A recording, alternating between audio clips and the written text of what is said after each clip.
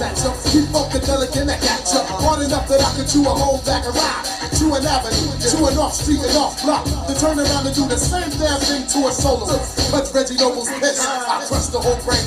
Cause you couldn't maintain the funk. They have a rap style for nothing, Joe. Cause 92 I take a whole crew. Give them a punch of the funk, not all of that go too loose. That's show you what type of stuff I'm on. You can't bump or slip it. Because I was born with it. The funkadelic devil hit you with the rap level of 10. The 1, 2, 3, your pen. I get action. So everybody jump with your rope. If you like the way it sound, pump it in your back trunk. And let loose with the juice when I do rock. I'm too hot. You say I got more juice than 2 pops. Straight out of Jersey. You heard me, my brother. I'm not. Time for some rap, yeah.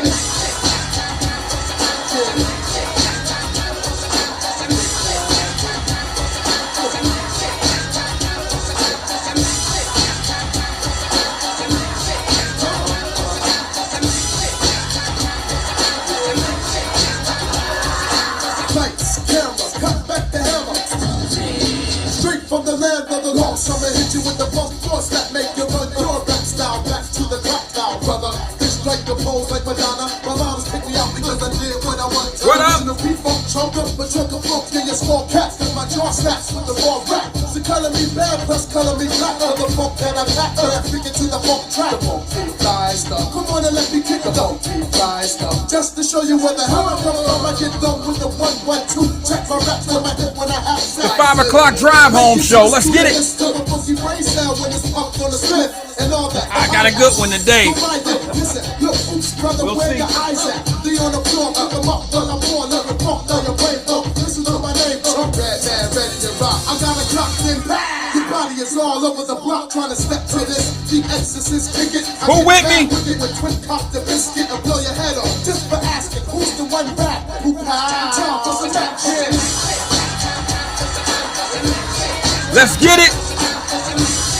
Who just hit the time clock? Who in the car?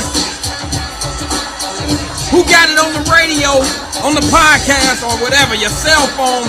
Let's get it.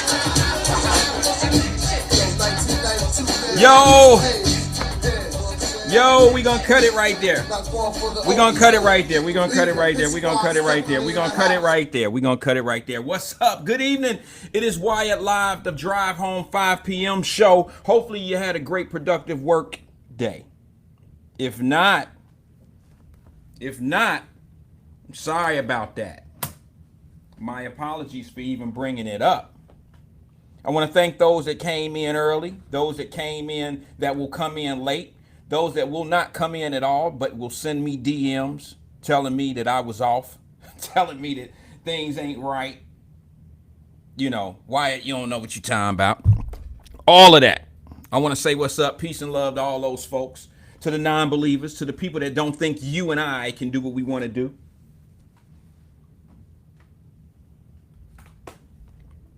I want to say what's up to those people. I got a secret to tell you. I wish more people was on right now when I released this secret, so hit the share right now. I got a secret to tell you. I do cheer for people that don't cheer for me. I've been saying that since Wyatt-Live exists. So, hating is just not within me. Now, common sense is, and telling the truth is. So if my truth is a hater, if you see my truth as being hate, I mean, then I guess I'm going to be classified a hater in your life. And then when things go bad, or when you realize, when something dramatic happens, you'll realize what I was doing was not hate. It's like your parents telling you back in the day when you were younger, get your ass in the house when the street lights come on and everybody else could stay outside. Or when you couldn't do something, but everybody else could. It felt to you like your parents wasn't with you. Your mama. My mom and them like, damn, why I gotta be the first one in the house all the time? It's dark outside. Why I always gotta be the one to set the tone of the strict ass mama? Why I gotta be that? Well, I want to say this live on the radio, on the podcast, and all the areas and all that old shit. I want to thank my mama for being that way, because I could have been out on them streets. Because most of my friends when I was a kid who could stay out late and do what they wanted to do, you know, not all of them are here to even hear me say this today. And if they are here, some of them are locked up in penitentiaries because that strict hold was not on their neck like it was on me. So I want to thank my mother, and I want to thank all the strict mothers. I want to thank the daddies. I want to thank all the strict daddies. Thank you. There's nothing wrong with making sure your kids are disciplined and in the right place at the right time. There's nothing wrong with that. You know, I just have to say that. We need a little bit more of that.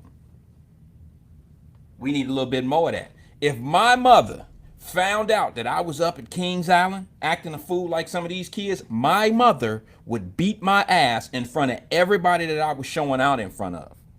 Because I ain't going to hit my mother. You know that. I ain't going to hit my mama. So my mother would get out the gate on my ass if I went up to Kings Island acting a hot mess, trying to show out, trying to be the bad guy. You know, I'm the tough guy. Tough guy. Listen, one quick thing. I didn't introduce myself. Hello, my name is Wyatt. Welcome to Wyatt-Live. I am special, I am essential, and so are you. So are all of us. So I want to thank you for coming on, because you could be anywhere right now, but you decided to come here for about 5 minutes. We'll see. Because listen, before I get into topic, I usually try to, kind of wet the beak a little bit and talk about a few things. And I got a few things jotted down, just some idea stuff. And all I want to do is tell you this. Our topic today is going to be crazy. I'll tell you what the topic is so you can hit the share right now, and then we'll see how much participation we get. I'm kind of looking forward. I'm looking forward to having this conversation. I don't know if everybody going to enjoy it. I don't know if everybody will agree with my comments, but sometimes we have to just sit back and listen to other people's opinions, and it don't make them right, but might give you a different perspective of how things are going and, why people think the way they think. I've always said that. So what I want to do is give you an idea of what we're talking about today. All right. We are going to talk about a post that I put out that I know I can't get no traction on this story or on this topic, this subject, until after Father's Day, because there ain't a man in the city. There ain't a man that share a phone or an iPad or a laptop or nothing who will watch this with a woman, and they'll sit there and agree with what I'm about to say. In their mind they will, but they would not agree with me before Father's Day. Because listen, first of all, fellas, if you're here listening, make sure that you have the receipt of what they got you.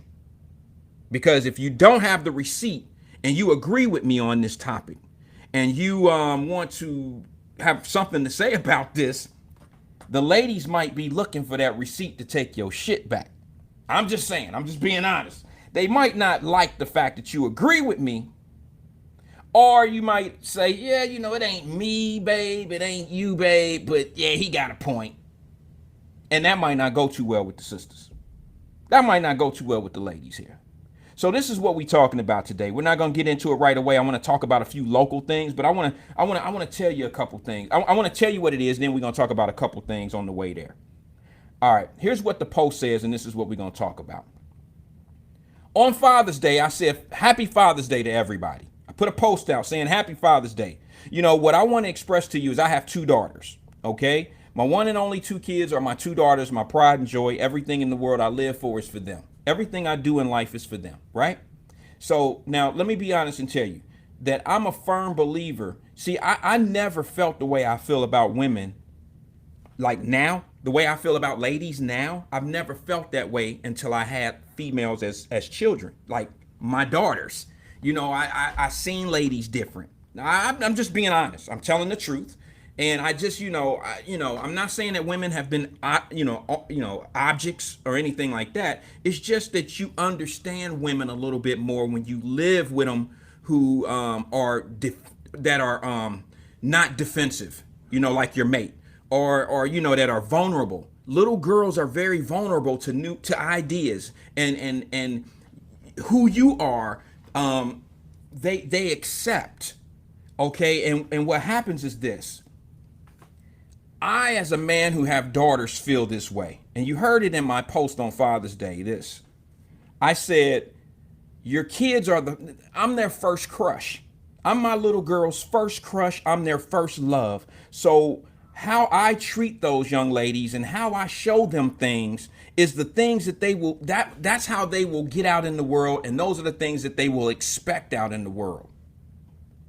And it's important that I set a good example for my children. So I want to once again say happy Father's Day, because Father's Day should be every day to real daddies, not just on some day that the government or the man or whoever y'all classify this shit, whoever's the button switcher, whoever the button switcher is, tell their ass to keep their hand on the button. Tell them to keep it on the button, because every day is Father's Day to a real father, just like Mother's Day. But we're going to stick with the brothers now. We're just talking about the fellas.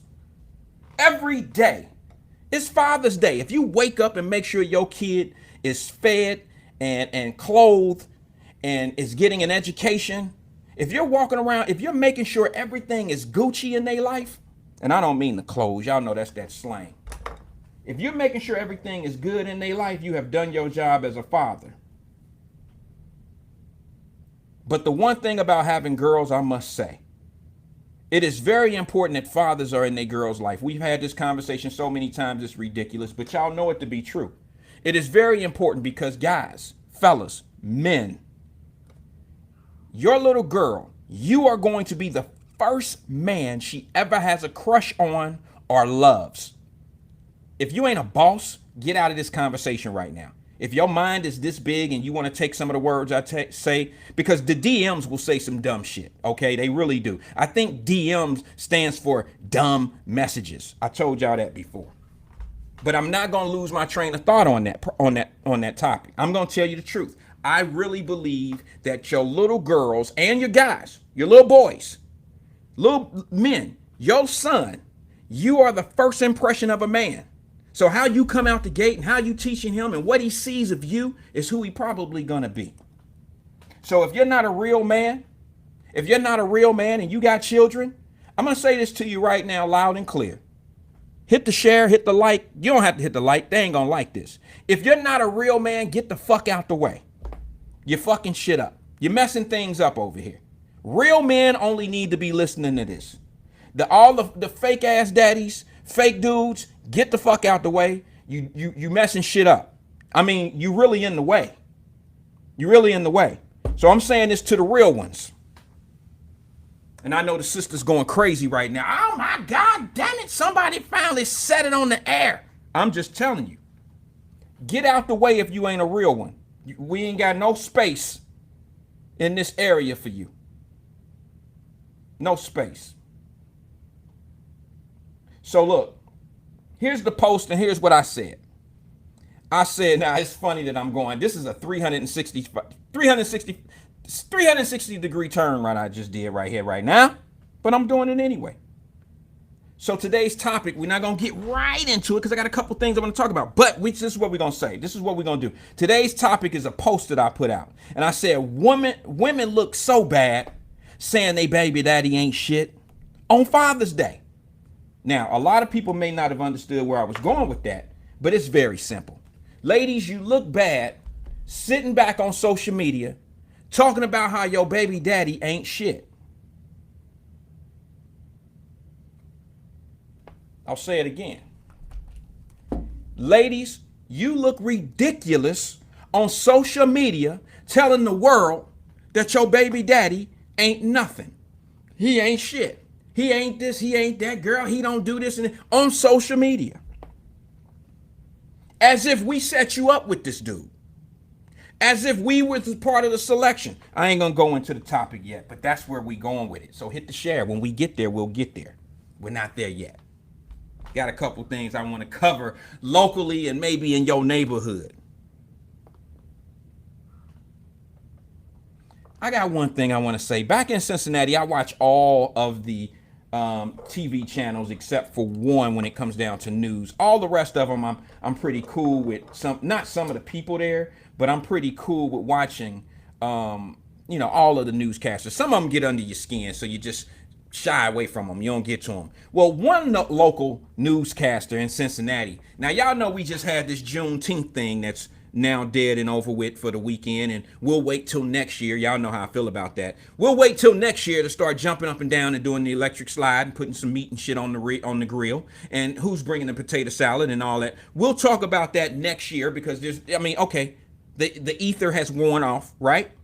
No tangibles, nothing comes out of it but a day in the park, a day off work when it falls on the weekend instead, or on the weekday instead of the weekend. We'll discuss that. Some of you slow to the beat.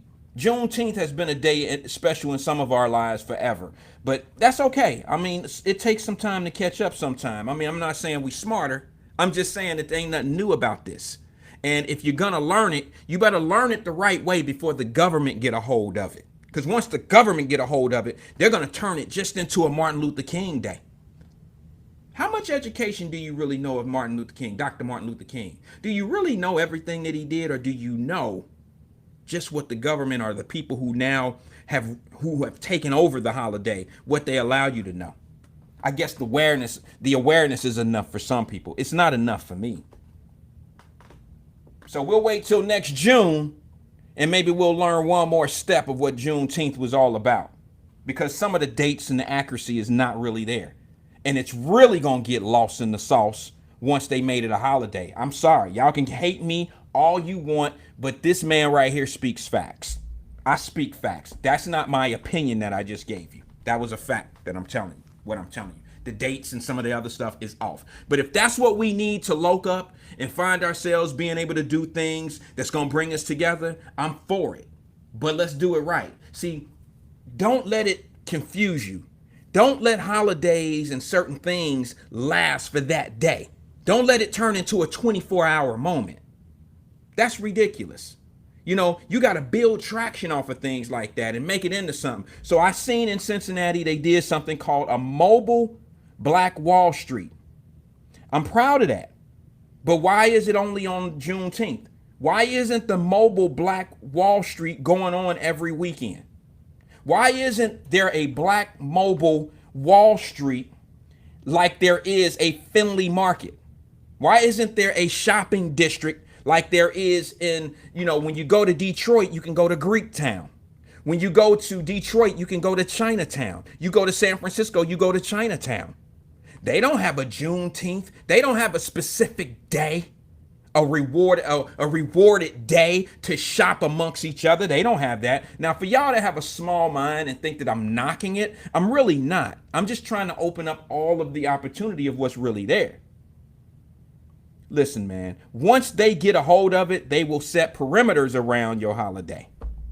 And when I say they, I'm talking government specifically. I don't think there's some little white guy with glasses on his head with a tight ass shirt on and a little thin tie and Brooks Brothers shoes. And I don't think that somebody has their hand on the switch. I don't think like that. But I will tell you, don't limit yourself to what this is. Don't do it. We quick to do that. All right, so look. The reason why I brought that up is because one of the local newscasters in Cincinnati that I watch occasionally, and since they moved from one channel to another channel, I don't really watch them that often. But this particular newscaster is someone that I've met before, that I've had not dinner like that, but we've sat down and broke bread together. Her name is Sheila Gray. Unbelievably nice lady. Happens to be a white lady. Super nice lady in person. I don't know what her makeup is as far as her family, because I haven't seen her personally in probably 3 or 4 years, probably more like 3 years. But Sheila Gray put a post up. She's an anchor back in Cincinnati on one of the local channels. She put a post up on her Facebook page. And she was saying to everyone, Happy Juneteenth. Anyone see that? Did anyone see what she put on her Facebook page? Did anyone see the Happy Juneteenth? Did anyone see that her and her family are celebrating Juneteenth with the Black community? See, it's not a Black community holiday anymore. It's a federal holiday. So now we can't claim that. We can't say this is some Black shit. This is a black holiday. We can't say that anymore. This is like 4th of July. Is the 4th of July a white holiday or a Black holiday? I'm sorry. Is Christmas a white holiday or a black holiday? Or is Thanksgiving a black holiday or a white holiday? See, it's a holiday. It's a national holiday. So it's open season for anyone. And what I mean by that is whatever they, if Juneteenth is now about slavery and it's now a federal holiday, don't get in your feelings if white people, if they start wearing dashikis or they start wearing shit like that on Juneteenth, or they don't get mad. Don't get upset. Be careful what you ask for, because when people acknowledge what you're doing or want to be part of what you're doing or feel a certain way and they want to feel inclusive to what you're doing, when you spreading your culture to someone, don't get mad if they try to fit into that or want to show some love in their own kind of distance kind of way. Don't get mad, because I see a whole lot of you a little bit too damn sensitive already. Here Miss Sheila Gray says, I'm celebrating this weekend of Juneteenth with the community, and me and my family are going to do something that is relevant to the Juneteenth, to the slavery, to the black folks. So what she does is she posts that she's going to be eating food. Here's my Juneteenth celebration. And she shows a plate of food on her Facebook page. And you already got people hating on her because she's fitting in what she thinks is the culture. And it's yams, macaroni and cheese, greens, watermelon, and chicken. And she's getting beat up for that. See, to me, y'all need to stop it. You need to stop it. I don't understand what the problem is. I don't understand it. Now, that's because some people call me a coon, and coons don't understand the little hidden narrative, the little hidden agendas that these people be doing. Okay, I'm not that smart. I'm not smart enough to see somebody in a public figure to put a plate of food out. First of all, it's not offensive because that is what we eat. That is what we eat. Now, keep in mind, when I say that is what we eat, believe it or not, we do have a selective way of what we eat. But do you really think the chicken and watermelon gig thing is really offensive to me? It really isn't. Because let me tell you something. I've been to some functions in my life. I've been to some cookouts in my life, and they all ain't been family reunions and brother and sister shit. It ain't all been that. I've been to some corporate cookouts that have not only had chicken on the grill, but they've also had watermelon there. And there were white guys beating my ass to the line to get there to get some. So why should I feel a certain way because we have this stereotype of being chicken and watermelon eaters? Why should I feel serious? I shouldn't feel some kind of way about that because some old ass 85-year-old ass man used to make fun of it back in the day. PSA to everyone. PSA. Regardless of what you may think about America or think about some of the things that's going on in the black community, it's not quite the same. It's not quite how it used to be. Have you seen some of the white people dance to black music these days? They got me. I can't do half the shit some of them can do these days. Now, am I vouching for the white community? I'm not doing it. I'm saying we're people. We all share a lot of things in common. Some just get there before others. So let me get back to Sheila Gray. She posts this plate of food. Yams, greens, there's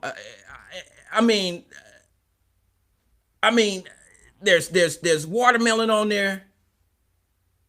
Y'all got a problem with that? Would you have a problem if it was Asian American Day and everybody was down on Fountain Square eating rice with chopsticks? Is that the same thing or is that not the same thing? Is it? I mean, correct me. I'm not the type of, I don't know everything. I'm just going by what I think in my mind. What's going in my mind? Latanya Benford. What up, cuz? She says, nothing the same. Nothing the same. Let me put some of this up. Let me show y'all what we got going on. She says, nothing's the same. I don't know if you mean the people or what we do is not the same, but I don't know. I don't know, LB. I don't know, sis. I mean, that's a touchy subject. I don't know. I just know when I've been at company picnics and company functions, and I might have only been one of the few that look like me, they beat my ass to the line to get some chicken. to get the watermelon cut over there. I didn't receive a bigger piece than anybody. I didn't feel no insults. Shit, they beat me to the line. I'm just being honest. Now, let me ask you something. If you were offended by that, or if you are offended by that, just let me know. We all friends, we all family here. Ain't nobody, we ain't in our feelings about the shit. I just think people need to calm down about certain things. That just happens to be one of them. You open the culture up. When it becomes a federal holiday, now it's fair game. Now they can wear whatever they want to wear. They can stop in Target. They can now get the Black History outfits. They can wear Juneteenth t-shirts and all that old shit. You can't be mad at that. Right? I mean, I'm not. I don't get it. I don't know what the big uproar is. I don't see where the insults are. I don't understand where she made a mistake by doing that. I don't think a local person, a broadcaster would try to insult people in the open like that and risk their career. I could be wrong. I don't see it. I don't get that out of that. I don't get that out of there. Out of that situation. All right, one other thing. I don't know if you guys heard it in your local news in Cincinnati, but Sheriff McGuffrey, the new sheriff, her car was stolen at her house, and in her car was her gun. The gun was stolen. So they found her car. Now, she lives in a really, really nice area, guys. She lives in a really nice area. Her gun was stolen. Her car was stolen first. And in her car was her service revolver. I don't know if it was her gun, her private gun, or if it was her state issued gun, her police gun. I don't know which gun it was, but damn it, it was a gun. Now it's gone. My concerns is this. They found the car. They end up finding her car, but they found her car in Winton Terrace. They found her car in a black neighborhood. I ain't got nothing against the sheriff. I really don't. But this is the type of shit I be talking about that be a little suspect. Now, y'all can say whatever you want to say, but I found it weird that your car in that real nice area. I mean, there's some $800,000, $900,000 homes in this area that she lives in. Very nice area. And you telling me that somebody stole that car, took the keys, and was able to get your service weapon or whatever, your gun. Now, let me say something, because I'm curious about something, because during Wyatt-Live season 1 and 2, when she was running for sheriff, there was a lot of people saying that she's a sheriff who can't even carry a gun. Now, how accurate is that? If that's the case, if you're a sheriff and can't carry a gun, I think that might have not been true, because that means you can't have a gun in your car. So somebody help me. Justin, what's good, bro? Help me out. I'm sure you followed the little local politics in Cincinnati. What was up with that? I mean, has anybody else heard that Sheriff McGuffrey cannot carry a service weapon? That she's a sheriff that can't carry a gun for an incident that she was involved in? I think it may have been an assault or something of that nature. I'm not going to put anything on her. I'm just using some information that's in my head from something I'm trying to remember. I thought she was in a situation where she couldn't carry a gun. And if I'm not mistaken, the gentleman, Bruce Hoffbauer, who she ran against, also brought that up. I'm pretty sure he said something about that. He said during the debates and during their run for sheriff, he mentioned, how could you have a sheriff in your local city or in your county that can't carry a gun? And it drew questions with me. It drew questions for me. Hey, Shavaka, long time no see. You know I love saying that name. We're back, and hopefully you're back, Shavaka. So it drew questions in my mind. Like, how do you become a sheriff and can't carry a gun? Or who would want a sheriff? I mean, wouldn't that drive up question? That's all. I'm just wondering. So evidently, it's probably wrong, because if you can't carry a gun as a sheriff, you definitely probably can't carry one for defense, self-defense. That means you just probably got a disability, a weapons disability charge, or something's going on where you can't handle a weapon, whether it's on your job. If you can't handle it on your job, you definitely probably can't carry one personally. So I'm going to look down into that a little bit. That story just came out today. It was on the local channel 19, and I watched it on the iPod. I wanted to know if it was true. if that was true. But the gun is missing and her car ends up in Winton Terrace. Now, here's the thing that I wonder about. Just because the car ends up in Winton Terrace don't mean somebody from Winton Terrace stole a car. No, no, no. It don't mean that at all. So all you guys with that mind, it don't mean that at all. Generally what happens, I'm gonna take a guess at this because sometimes I have a street approach to how I think about things, and I don't know if this is accurate, but I'm gonna give it a shot. Justin Sharp says, and I'm gonna give it a shot. He says, from Winton Terrace, went to the sheriff's house to steal a car. Yeah, okay. I know, Justin. You're absolutely right. I'm not buying that brand either. I'm not buying that brand either. But here's what I will say to you, bro. I'm gonna give you an idea how these things go. You probably know. It probably wasn't anybody from Winton Terrace that stole a car. Winton Terrace, for you out of town folks, is our hood. One of our it's not in our local downtown, but it's one of our suburb hoods in Cincinnati. And let me explain to you what I think happened. Possibility of what happened. And that is when an individual house is broken into, it could be somebody from another neighborhood that did it, or it could be somebody local that may have a drug problem.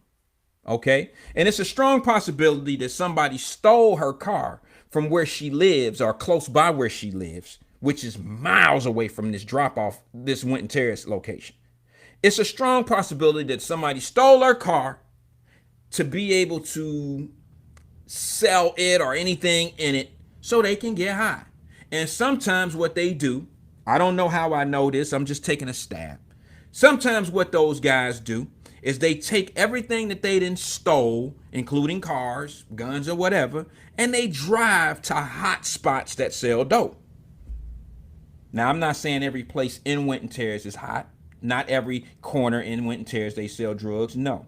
But there are drugs on the streets everywhere. But specifically, Winton Terrace, you ain't got no problem finding what you need. So it's a strong possibility that somebody that looked like Sheriff McGuffin stole a car, found out what she had in it, hit a lick. Now, from my understanding, had the keys. I don't know. I don't know if they did the Jimmy or what. Somebody stole a car, but it sounds like the car was stolen with the keys in it, or with the keys. I'm still, I got this cloud over my head of how this shit going down, bro. But I'm just saying, stole a car and they tried to cop. They tried, cop some dope. So they drove it to Winton Terrace. Winton Terrace, see, in the dope fiend days of what I recognize, not because I was on drugs, but I was around that shit all the time, is that dope guys, especially young ones, corner boys, will take somebody's car and drive it all day and do deals in those cars. Do a lot of crazy shit in those cars. And then ditch it. So that might have been what happened. Somebody stole a car, took it to a dope area, they used it up, dropped it off, and moved on. Meanwhile, the gun comes up stolen. It's out here. And chances are it's going to be used in a situation. Hopefully it won't be a situation concerning someone like me. But that's generally what happens. So I'm going to look into it a little bit more because I ain't buying the brand. It's just, it's too much for me. It's too much. I just, it's just too much of a coincidence of, I don't know. I don't know. Justin, you know where I'm at with it, bro. You know where I'm at with it. You know where I'm at with it. Hey, Justin, while you here, I'm going to tell you something that I'm going to move on from the sheriff thing, and we're going to cover that. We're going to get on that. I'm going to find out a little bit more. I'm going to put my ears to the streets and see if I can find out something. I ain't going to mention no names, but I will find out something. Just happened today. It didn't happen today, but the story got out today. All right, listen, one other thing. Justin, hear this out. Check it out, bro, because I know you follow the sports channels. Justin, you and I about to have a conversation real fast if you're still here, bro. Supreme Court rules against the NCAA. I know my black folks are like, what the NAACP do? No, NCAA, college sports. Their corporate office is in Indianapolis, not that far from Cincinnati, Ohio. The Supreme Court rules against the NCAA. I think those brothers and sisters are about to get paid, y'all. I think they're about to get paid. I think it's long due. I think it's overdue. There's ways that you can structure for these kids to get paid. It's not a bad situation. Now, it's going to cause a lot of problems in some areas where these kids can now stay in school, get their education. Now they don't have to rush off to the next level. And I'm not saying that the school going to be able to pay them anywhere near what the next level will, but there's kids that's just not ready for the next level, professional level sports, that rush off to the draft, rush off to the tryouts. And once they declare themselves, it's hard. Once they pick up an agent, they can't come back to school. And you're going to see a lot of kids doing something different. One of the programs that I'm really high up on in basketball at a university is Duke University. Duke University is special when it comes to their kids. Now, y'all gonna get mad when I say this because my city of Cincinnati is real close to Kentucky. But let me be honest with you. I'm gonna tell you right now, Kentucky is probably one of the worst schools when it comes down to one and done players. They get their players, Calipari, the coach, brings them in for 1 year and then send them to the NBA. And we only hear about the good players, the players that may play a little while, 5 years, 3 or 5 years or something like that. We never hear about the kid that leaves University of Kentucky and then goes to a tryout camp, picks up an agent, he's assigned to these tryout camps, and he doesn't make it. Then he plays summer league, and then he doesn't make it. Then he go overseas and play for $22,000 a year or $17,000 a year. We never hear about those kids when they don't make it. And they got 1 year of college and have no way of paying for the rest of their college if they decide to go back to college. That sports game is a chop 'em up, spit 'em out game. And I believe the universities has exploited these kids long enough. That's just me. That's just me. Now, the pretty picture that we see is a gorgeous thing. You look at a kid that went to Kentucky for 1 year and he ended up being the unibrow guy, and he ended up making 40 million or 27 million a year at first contract. Then first contract he making 6 million a year. Then he go to the next contract. Now he's making one of the max contracts. You only see the pretty picture of those things. You don't see the participating audience. You don't see the other people who are now watching from the sidelines who had that same opportunity. But there's only so many spots. There's only so many spots in the NBA. Now these guys get an opportunity to stay in school with somewhat of an allowance and give them some time to get bigger and adjust their bodies and do things of that nature. And it needs to happen. Now they don't have to, kind of sneak for everything. Now they can afford to buy their own suit if they have to go to a funeral. Now they can afford to take their own airline trip to back home to see mom because she doesn't feel good. She's sick. If I wanted to send a kid right now some money, if I wanted to send a kid that played for the University of Cincinnati $50 so he can have a pizza night with him and his buddies tonight, the NCAA would have a problem with that. I can't even do that. That's not fair. It's not right. And Lord knows all the money the universities are making off these guys just on television revenue. Did you know that these schools pay each other to come play each other? Like the University of Cincinnati will make $2 million to go up and play Ohio State in football. $2 million. But they can afford it. Look at the gate, the live gate at an Ohio State football game. You got 90,000 people there that have paid at least $20. And then the concession stand. You're talking about the average person at a football game will spend $17. Now you got 90,000 with an average spending of $17. You can do the math on that shit. They're making bank. And then you get a $30 million contract from the network for 6 games, 7 games plus playoffs. Then you get bowl parents money. This is just football I'm talking about. Same thing happens in basketball. And here's the thing. Normally, football teams support the entire program, the entire athletic department. None of the other sports make any money. None of them. Baseball don't make a dime. Tennis don't make a quarter. You never see anybody there. Nobody's interested in watching it on TV. So the football program is usually the money is the cash cow of any athletic department at a school. And you could probably say that at a local level in high school. Why do you think they sink so much money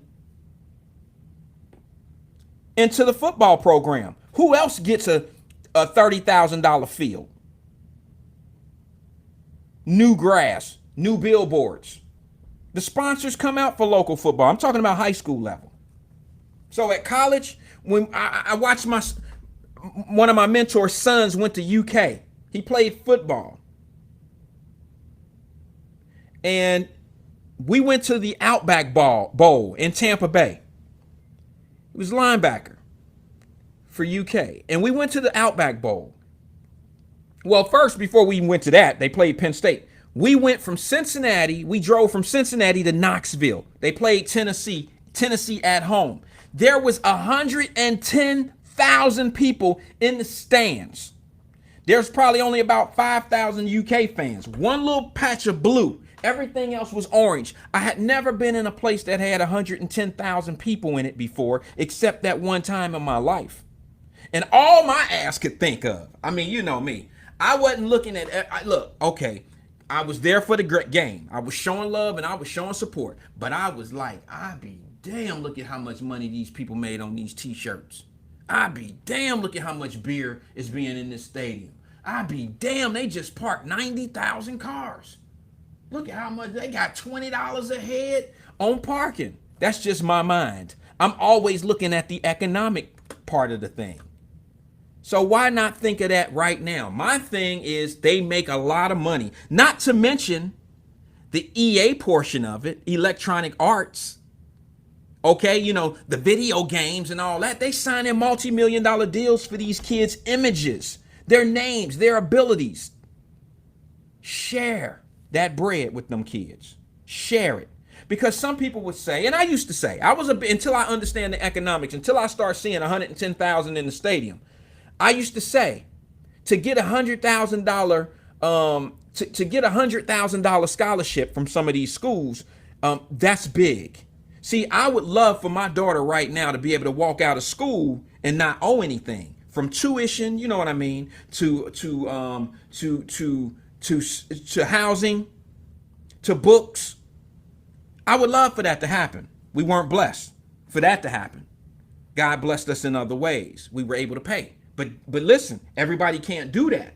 And I'm one that would rather spend my money. I wouldn't rather spend my money on anything other than education. But damn it, if I didn't have to do it, it's a whole lot I could do with that 90 G's. But I'm going to tell you, I don't think it's a fair exchange to give a kid a free education, especially, now I ain't going to get long into this, but you got to understand why I feel the way I feel. And you have to understand the logistics of this stuff. You talking about a kid that may not do 4 years in college. You give them a 4-year scholarship, okay? If they declare themselves to the draft, your deal is over with. They not coming back to the school getting that college scholarship. If somebody told you that's how it go, they lied to you. Once you stop your end of the deal, their end don't stand up either. Now the only difference is if you're injured. Say I break my leg in playing football, and I can't finish my football career due to injury. They'll let me go to school. They probably will allow me to go all the way up to a master's, PhD, or whatever for free. They do bless you like that. But if I decide I want to go play for the Chicago Bears or the NFL, and I tell them like, no, I'm not going to play for y'all no more right now. I'm going to the draft. And the shit don't work out for me, I'm in trouble. It ain't no going back to that school. They got books waiting for me and all that. That's not how it go. If I go overseas and play ball for 2 years, I can't go back to who gave me a scholarship and say, hey, that shit didn't work out. I'm not eligible to play basketball anymore, but I can study now. I'm ready to get my books on. They ain't, it's a no-go. Because keep in mind, these schools are only allowed, and they're only allotted so many scholarships per season. And what you don't know about this cold ass game, the light should be blue in here because it's North Pole on how cold they are with this game. Some kids will get a scholarship and they'll find a way to snatch those scholarships for them so they can give them to somebody else.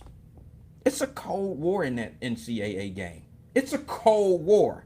And I've seen kids be drafted out of Ohio as a running back. Mr. Football.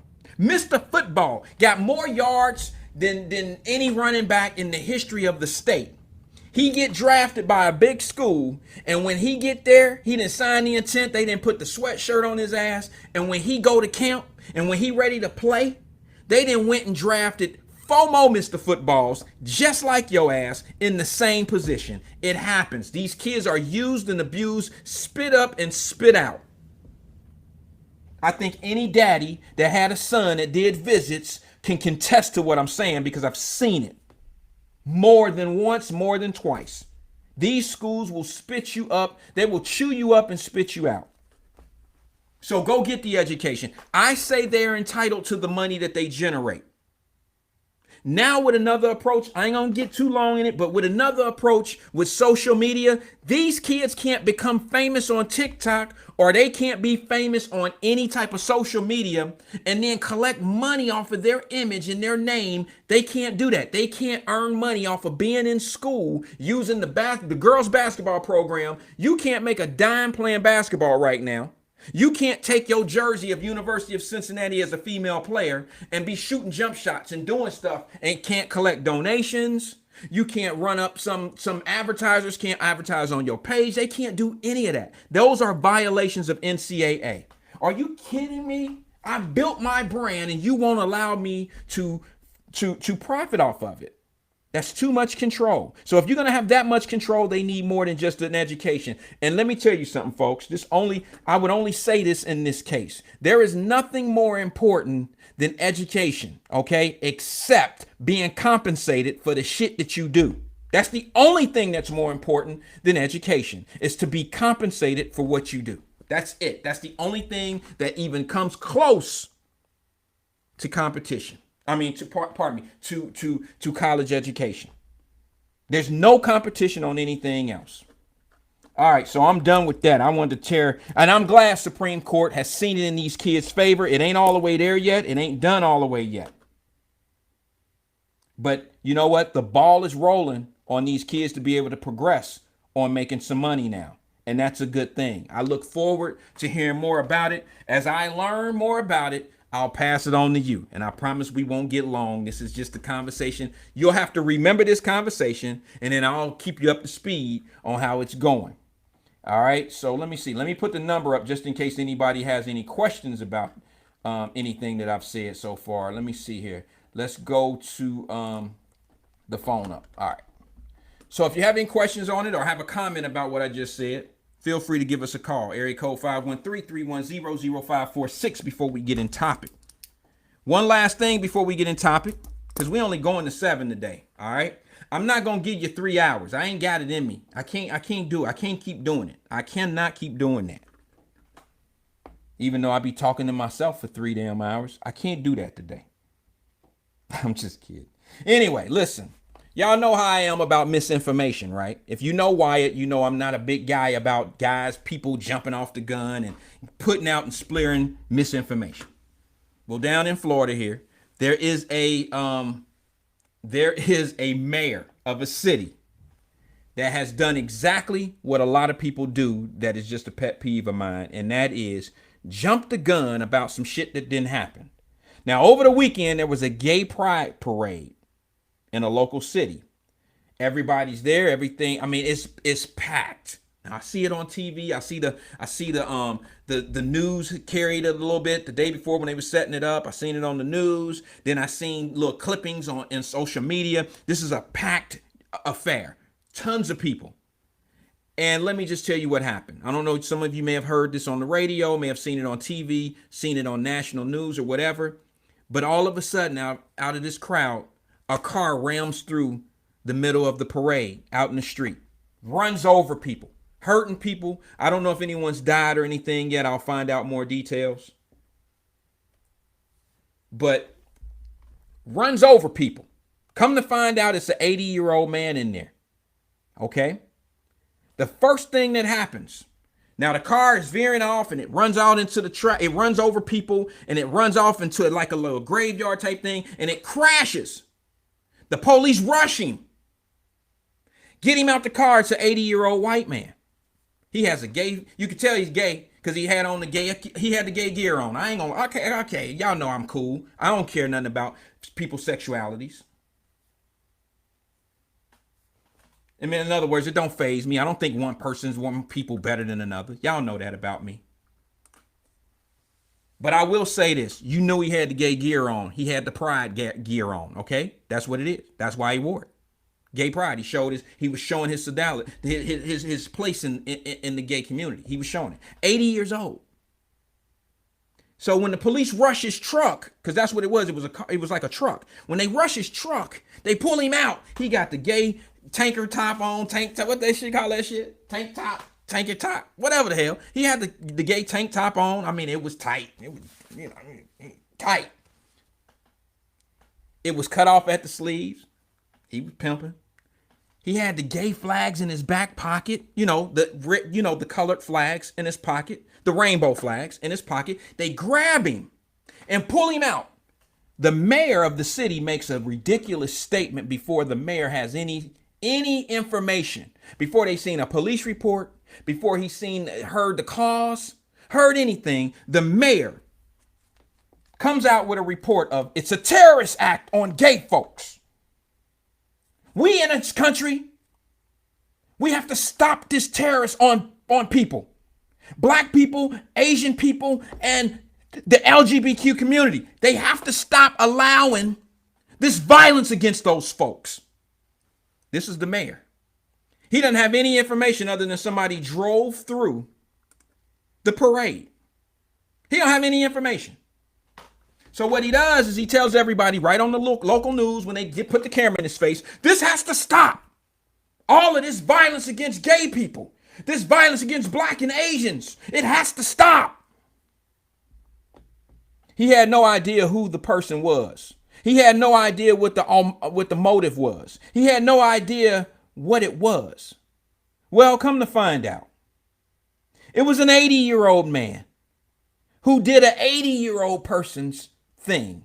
No offense to my elders, no offense to older people, but sometimes, just like a child, they can make some errors in critical times. The man's foot slipped, and it slipped in between the gas and the brake, and he lost control of the car. He panicked, being 80 years old. He wasn't as strong to be able to deal with things. And I'm sure because I watched him, he was unbelievably remorsed. He was tore up at what he did. He was crushed at what he did. Meanwhile, you got a mayor that's putting it on internal, you putting it on, he's doing exactly what the media allow them to do. He's doing exactly what they want him to do. Give out misinformation. And you're an important figure. You somebody that people listen to, gravitate to, and appreciate when they say something, and you're not saying any truth out of your mouth whatsoever. You lying to the people. And let me tell you why I say it's lying. Even if you don't mean to not tell, like when you don't have any information and you gonna talk anyway, in my eyes, in my life, that's considered lying. If you talking about something you don't know nothing about, you telling like you making up shit, you know what happened. Okay, the car ran through the middle of the street. See, this is why people get tired. They get mad when the police chiefs and police people make these type of comments like, well, we don't have any information right now. We'll see after the investigation. And we be so thirsty to just hear them say whatever we want to hear. No, motherfucker. Tell us something. Tell us something what color the car was. You got to tell us something. You know they killed that boy for, you know they did that shit for something. You know they did that. You know they could, you know they, you know we all hot under the collar and don't even know what for. Remember what I told y'all back in season 1, 2, and 3 of Wyatt-Live? I used to say, man, listen, how the hell you gonna have a whole story by watching a 20-second video? You got a 20-second video of something that occurred for 30 minutes, almost 45 minutes. How do you have 20 seconds and now you know exactly what happened? You don't know what was said. You don't know what was done. You got 20 seconds of a video. Now you got the shit all figured out. Just like this mayor did in Florida. Now he got everybody on an uproar. He got the gay community up in an uproar like, who the hell? Why would they? Now they on go. Now they ready to figure out who the hell is attacking us. Who the hell is after us? What did we do? We here, we got a permit. We got the streets blocked off. We're supposed to be here. Now who would want to hurt us? What did we do to those people? Damn it. Go get it. I'm sorry. I almost did it. Y'all know how we are. We go get our shit. We go get our, okay, go get my Timbs and go get my gloves and my ski mask, baby. We going to Target. Everything on the riots. We going to clean some shit up. We ready to go. We on go. They didn't hit another black man. Imagine if the gay community would have done the same thing in that situation. Been on go. Because somebody drove through. All right, let's riot. They can't do us like this. Let's go tear up Target. Damn it, Walmart got the TV sitting in front because you know the new stimulus check coming out. So that gonna be the first thing we grab when we go in Walmart. Y'all know the shit true. You ain't gotta laugh, but you know it's true. Be on go for some bullshit. Don't even have the whole story. So this 80-year-old man is totally crushed at what he did. I'm sure he's on medication. It ain't too many 80-year-olds that ain't taking some shit. For whatever reason. Hell, you get close to my age, it's time to start taking some shit that make you feel a little better. I can't crawl out the bed without spraining my ankle. Y'all know that's the truth. Unless you're a young head and young people don't watch this shit. But I'm just being honest. And this is how we are. We attack before we have any information. I know people don't want to hear that. Didn't nobody come on Wyatt-Live to hear no truth. Y'all came to get entertained. Y'all want me to tell you how the gay community should have been beating that man's ass for running through there. Now, what if that would have happened? What if they would have set that car on fire, drug his ass in the middle of the street, hit him with a fire extinguisher, beat him in his head, did the same thing they did to the boy at the Rodney King riot? What if that shit would have happened? They would have been beating a man up for nothing. He made a mistake. Nah, ain't no such thing and no shit like that. People don't make mistakes like that. People don't make life and death mistakes. Wyatt, what the hell? But anyway, I'm going to get more information on that. Will they book this man for his accident? An 80-year-old that drove through the crowd accidentally because his foot got caught in the gas, in between the gas and the brake. And I'm going to tell you something. It's very easily to happen. I don't know what kind of car or truck it was, but let me tell you one thing that happened to me. Hit the share. You might find this shit funny, but it ain't funny, but you might find it to be funny. Some of you will know exactly what I'm talking about. On these late model cars, these new model cars, there is no gear shift anymore. Yes, people got hurt, Miss Nettie. People got hurt. It was an accident. People got hurt. And I don't mean that like to be on some funny stuff. I mean, people really got hurt. He ran over quite a few people because the car was out of control and he panicked and he's driving. You know, you could just tell that he wasn't purposely trying to hit someone, because once people start getting out the way, he wasn't trying to, it wasn't like Frogger. He wasn't trying to hit somebody that was trying to avoid him. He was just going. And if somebody didn't see him coming, they were hit from behind. And he just kept on going. It was a bad situation, but you can tell that he wasn't playing target practice out there. You can tell. But the mayor should have been able to tell. But I doubt that the mayor even had any video of it. Because my common sense hat came on and said, this don't look like somebody that's out there, trying to play what do they call it? Ping pong, back and forth, hitting people, or pinball, hitting whatever's in front of them and doing all. No, it wasn't like that. I seen the video. And it ran off the side of the road, and it was hopping like this, and it just skirted and hit a tree. That's how if the tree would have never been there, his ass probably still be going down 95 right now. He had to have something to break him. Who does all of that, hit people and then go crash into a tree? Who do that? It was an accident. Now, in my story of one of my cars is sort of hard to drive a little bit. It took me some time to get used to it. They don't have stick shifts like this anymore, or the ones in between anymore. It's like the windshield wiper on both sides of my steering wheel. And on this side, on the right-hand side, there is the button that you push, and it takes you reverse drive, all the neutral. It takes you into all of that. And I'm going to be honest with you. On the other side of the steering wheel is another where you turn on the blinker and you turn on the windshield wiper and all of that. Guys, let me tell you something. I have a button over there that sometimes in the rain, I want to cut my windshield wiper on. First of all, it has a mechanism on there where you push a button and the windshield wiper has this sense thing where it'll cut on its own. But if you don't want to use that, you hit a button and you turn it and it go to whatever level you want the windshield wipers to go. We all got that, right? Well, here's my problem. My problem is this. Sometimes when I'm trying to cut the windshield wipers on, sometimes I hit the cruise control button on that same mechanism, totally the opposite side. And do you know that if you hit the cruise control button, the gas will go down on your car and it'll take off a little bit to get you right back to where you were? It'll move you where you need to be to cruise control. And if something like that happened and you slip, you could really mess something up. It took me some time to catch on to that.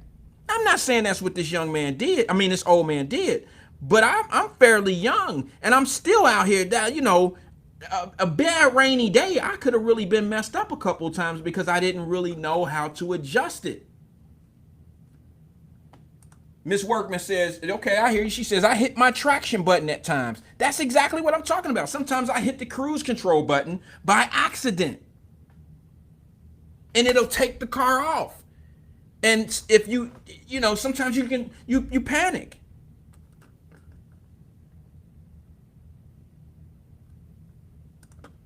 It's crazy.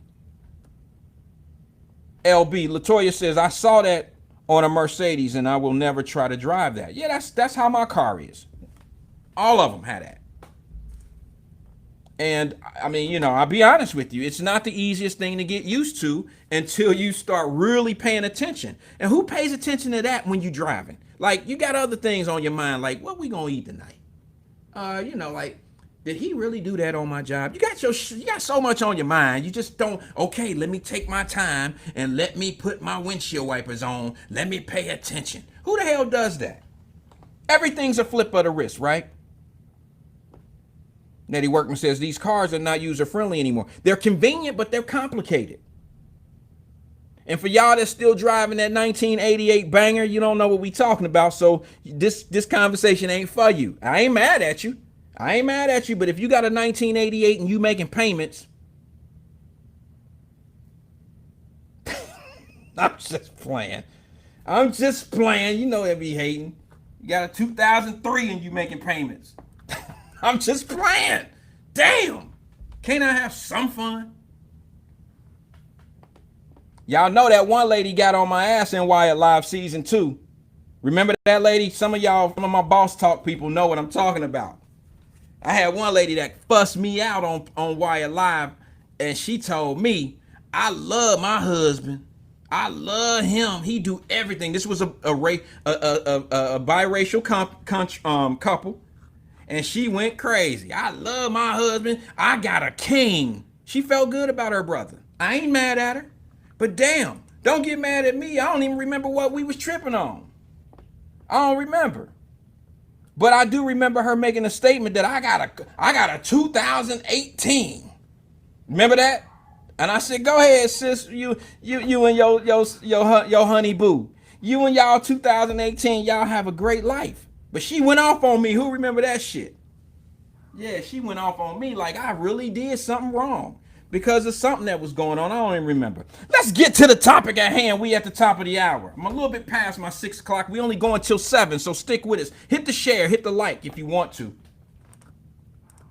Let me see. Who is that? Crystal? She says, do I remember I got put Facebook jail because snapback? She snapped back. That's right. You sure did, Sandbox. Crystal, you remember because you was one of the only sisters that came to your brother's back. She had my back, y'all. Crystal went in and got put on jail. She did a bit for me. Y'all gotta laugh at that shit. My sister did some time for me in jail. She did a bit for me on that. Yeah, she sure did love that 2018. I ain't mad at her. But she went off as if I was making fun of her, and I wasn't. I know some people sitting back like, boy, what are they talking? I guess you had to be here to see it. But my sister, Crystal Wilwright, God bless her. She had my back. She had my back. Okay, Michelle Hardy, I ain't mad at you. I ain't mad at anybody that's still rolling if you ain't got no payment. But she says, Michelle, boy, y'all in them long ass messages. Let me put my tools on. She says, mine is a 99 Montaro. No payment since 2003, and my family's least clowning me. It runs and costs me nothing. Now, sis, Michelle, now you opened yourself up for this. You're a professional, educated black woman. If you don't step your ass out of that 1999 anything, we gonna have a problem. I don't want to see you in a 90. Do yourself something. Do yourself something, sis. I understand the no payment. But you letting life pass you by, sweetie. You letting good shit in this world pass you by. Don't drive a 1999 nothing. Baby, at least come into the 2000s. And I don't mean because it was paid off in 2003. That ain't relevant. Don't cheat yourself. It's too easy to get things in life. Make sure you get some of it.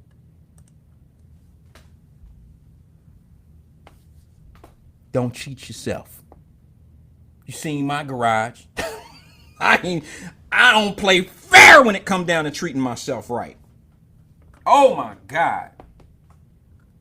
I don't play fair. My wife, everybody mad at me in the house because I'm selfish.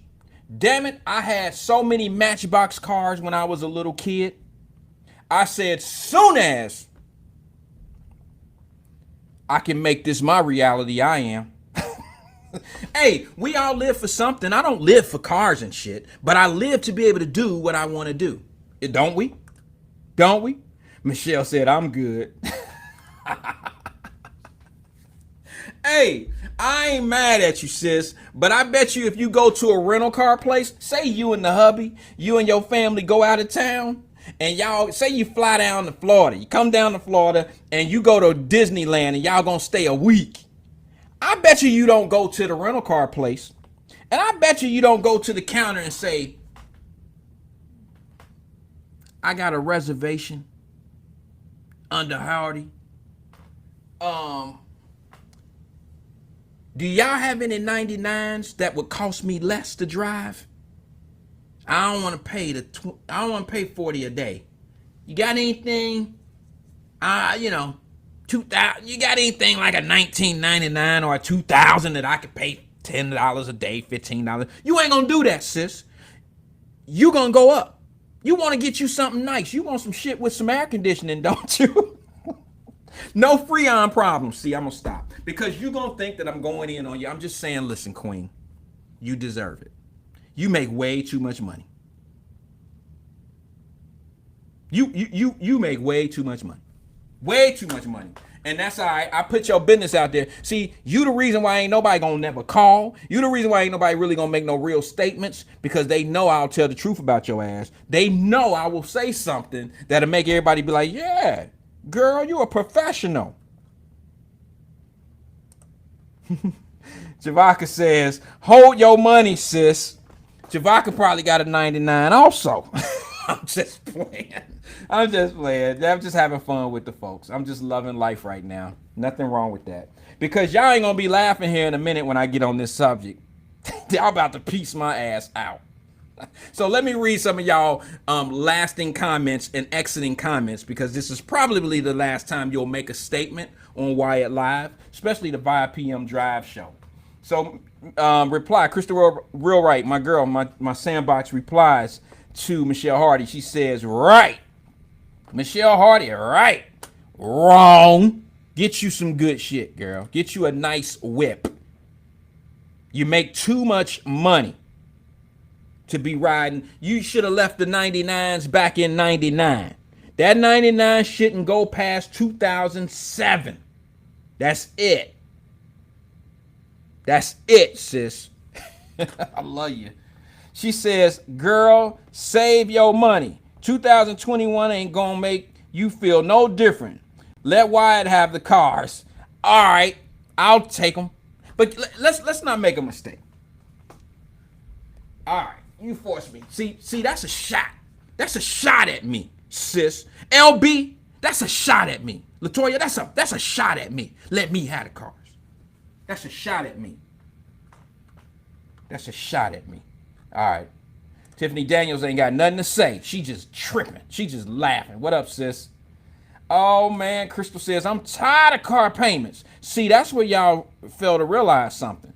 I ain't trying to blow big. I'm just being honest. Your boy don't have no car payments. See, don't think that I'm stupid like that. Like, I don't have a car payment. I haven't had a car payment in I don't know how long. If I can't afford to pay for it, I don't do it. See, sis, you ain't had a car payment since 2003. Now, I'm not tripping and saying go get you some mortgage payment for a car, because to be honest with you, I'm not big on that. You got more people out here now. I'm really about to hurt somebody's feelings. I don't know who it is, but if the shoe fit, damn it, it might be you. Y'all got a damn mortgage payment for a car note and don't own a garage. Now that's ass backwards. Sorry. I know I stepped on a few people's toes when I said the truth, but I'm a firm believer to put your sticks first. Get you some property, own a house, not outright. Ain't nothing wrong with a mortgage. Ain't too many people can drop 200, 300,000, 400,000 down on a house. That ain't how it is. But you can save 20,000 or 30,000 for a car. You can put money down on a car. You can put $5,000 down. Listen, cars are depreciating items. But you got to look at this. No matter what you do in America, you need transportation. Now, a car is just one of them depreciating items that you're just going to have to pay for in life. It's like water. You know, like when you pay your water bill, you ain't going to never see that water again. It's depreciated. You got to have it to survive, to drink. But you ain't going to never see that shower no more, that shower water. You ain't going to never see that bathtub water no more. You had to have it to live, though, right? See, you gotta have transportation one way or the other to live. And that cost. So all I'm saying to you is this. Don't be an idiot about it. So what? Yeah, I got some whips, but they paid for it. At the same time, I wasn't stupid. I didn't just go out and do that type of shit. And I had no sticks. For those that don't know, in boss talk land, sticks is property. Sticks are your house. Sticks is what you live for. Sticks is what you write off at the end of every year, the interest. Sticks is what should be your number one priority, not a car. Not a car. Latoya Benford. Sis LB says, Wyatt, hush. I'm talking shit. You know I am. Michelle Hardy says, hold on. He is never. I'll ride his. I don't know. I guess. Okay. Chavaka says, no. I got a 2014. Look out now. Look out. Don't hurt him. Don't hurt him, Chavaka. Don't tell my ass. You gonna tell me. Crystal said, I bet her bank account full. Hell yeah, it is. You know, you can save a lot of money by not driving, but you're going to spend some money to get somewhere. Y'all know it. You're going to spend some money to get somewhere. Hey, I admire it. But you know what? Here's the thing. What are we saving for?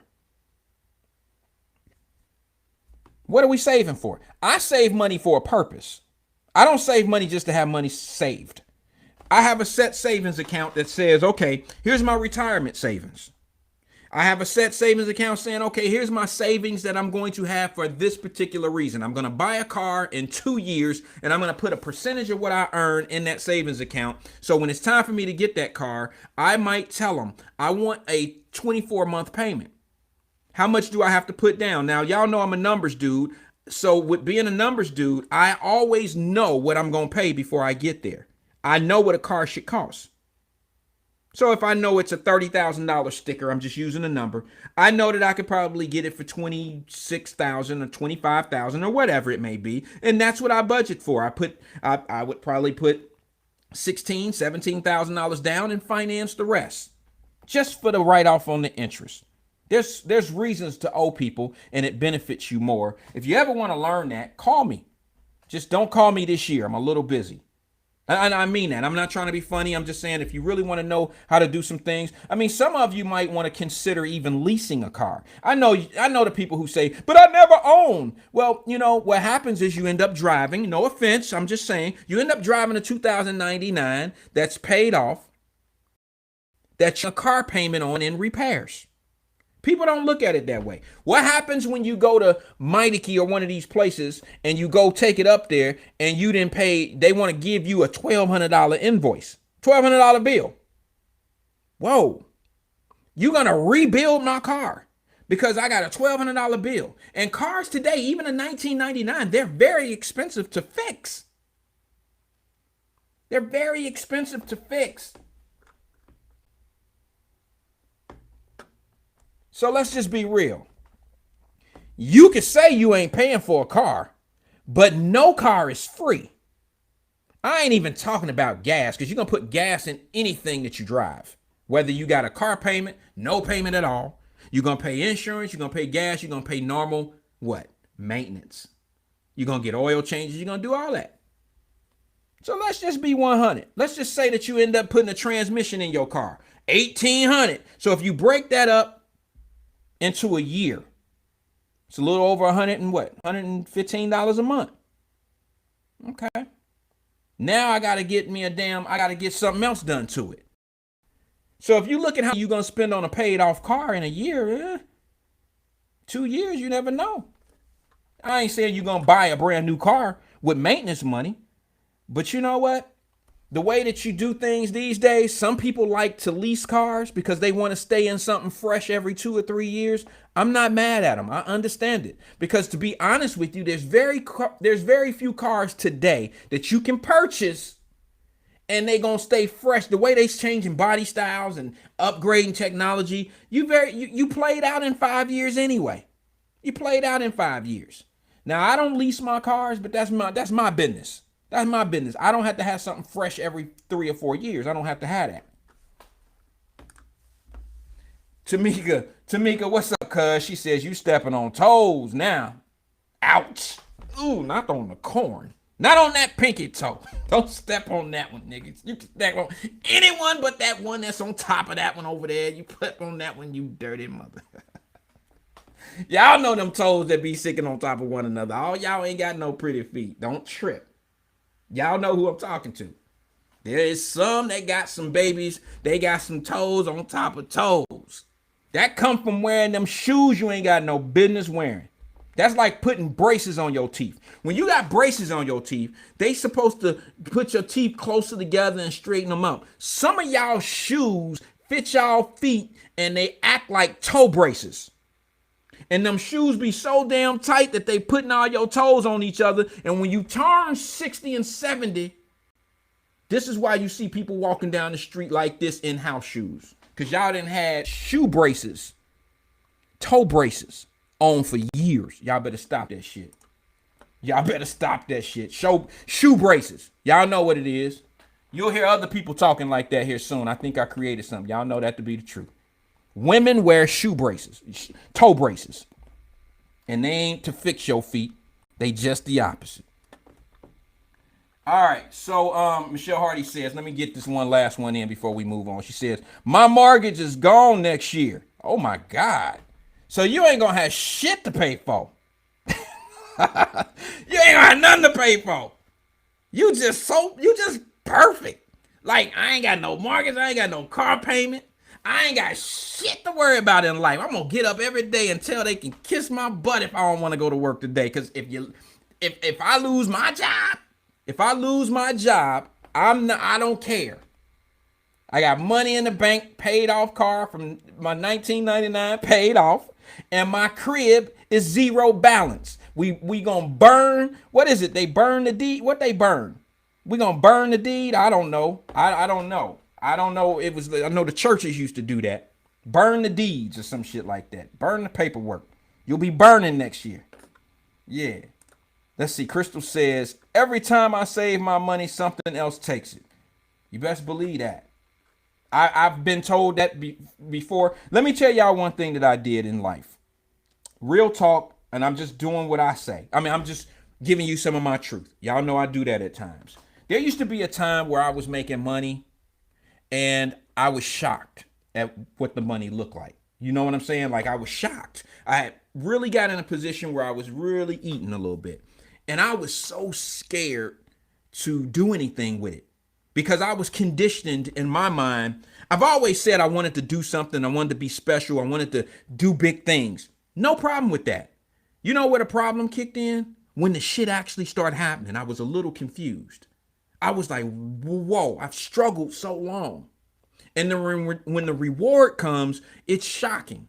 And for me, growing up the way I grew up, we never splurged because we never knew what the next day looked like. Like, you would never eat all your, like, I was the type of dude that would never eat one pack of now laters in one sit down. I would save some of my shit for tomorrow because I knew, like, I ain't gonna be able to eat now laters every day. So I want to try to stretch these now laters out as much as I possibly can.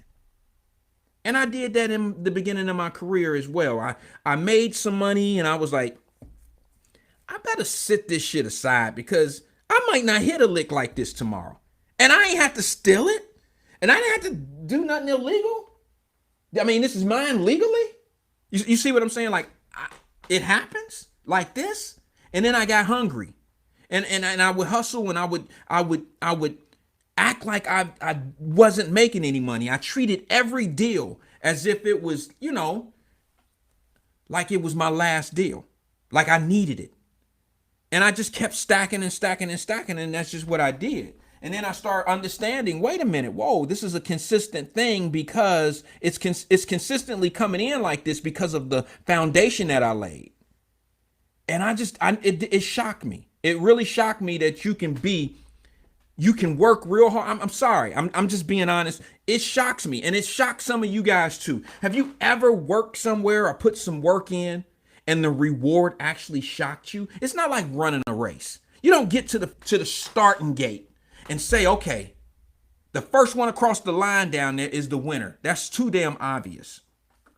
I'm talking about, have you ever done something in your life and not known what the reward is? And when you get there, it's shocking to you.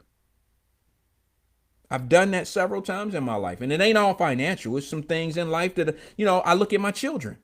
My kids are a prime example. Like, I started so late at having kids that I watched some of my friends' kids just do crazy shit. And I'm like, oh, I don't want to go through all that. And then I used to wonder, like, how the hell, bro, how are you taking care of kids? Then I found out he wasn't. But just saying, how you taking care of kids, bro? We kids. How the hell you don't feel funny pushing a stroller? Damn it, the school? Like, I used to see sisters, no offense. I'm not trying to be funny. This may be you, but this is me, how I used to wonder. I look up to you now, to be honest with you, for you to be able to do this, for you to go to school and to have a baby and a baby carriage and, a stroller, and to go to school, to technical schools and stuff like that, to even stick it out and keep going.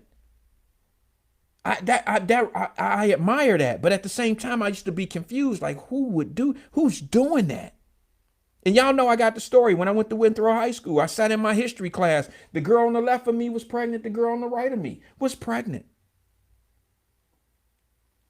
But you have to do what you have to do to move on to the next level. And it just struck me weird that, the work they put in. Shalom, shalom.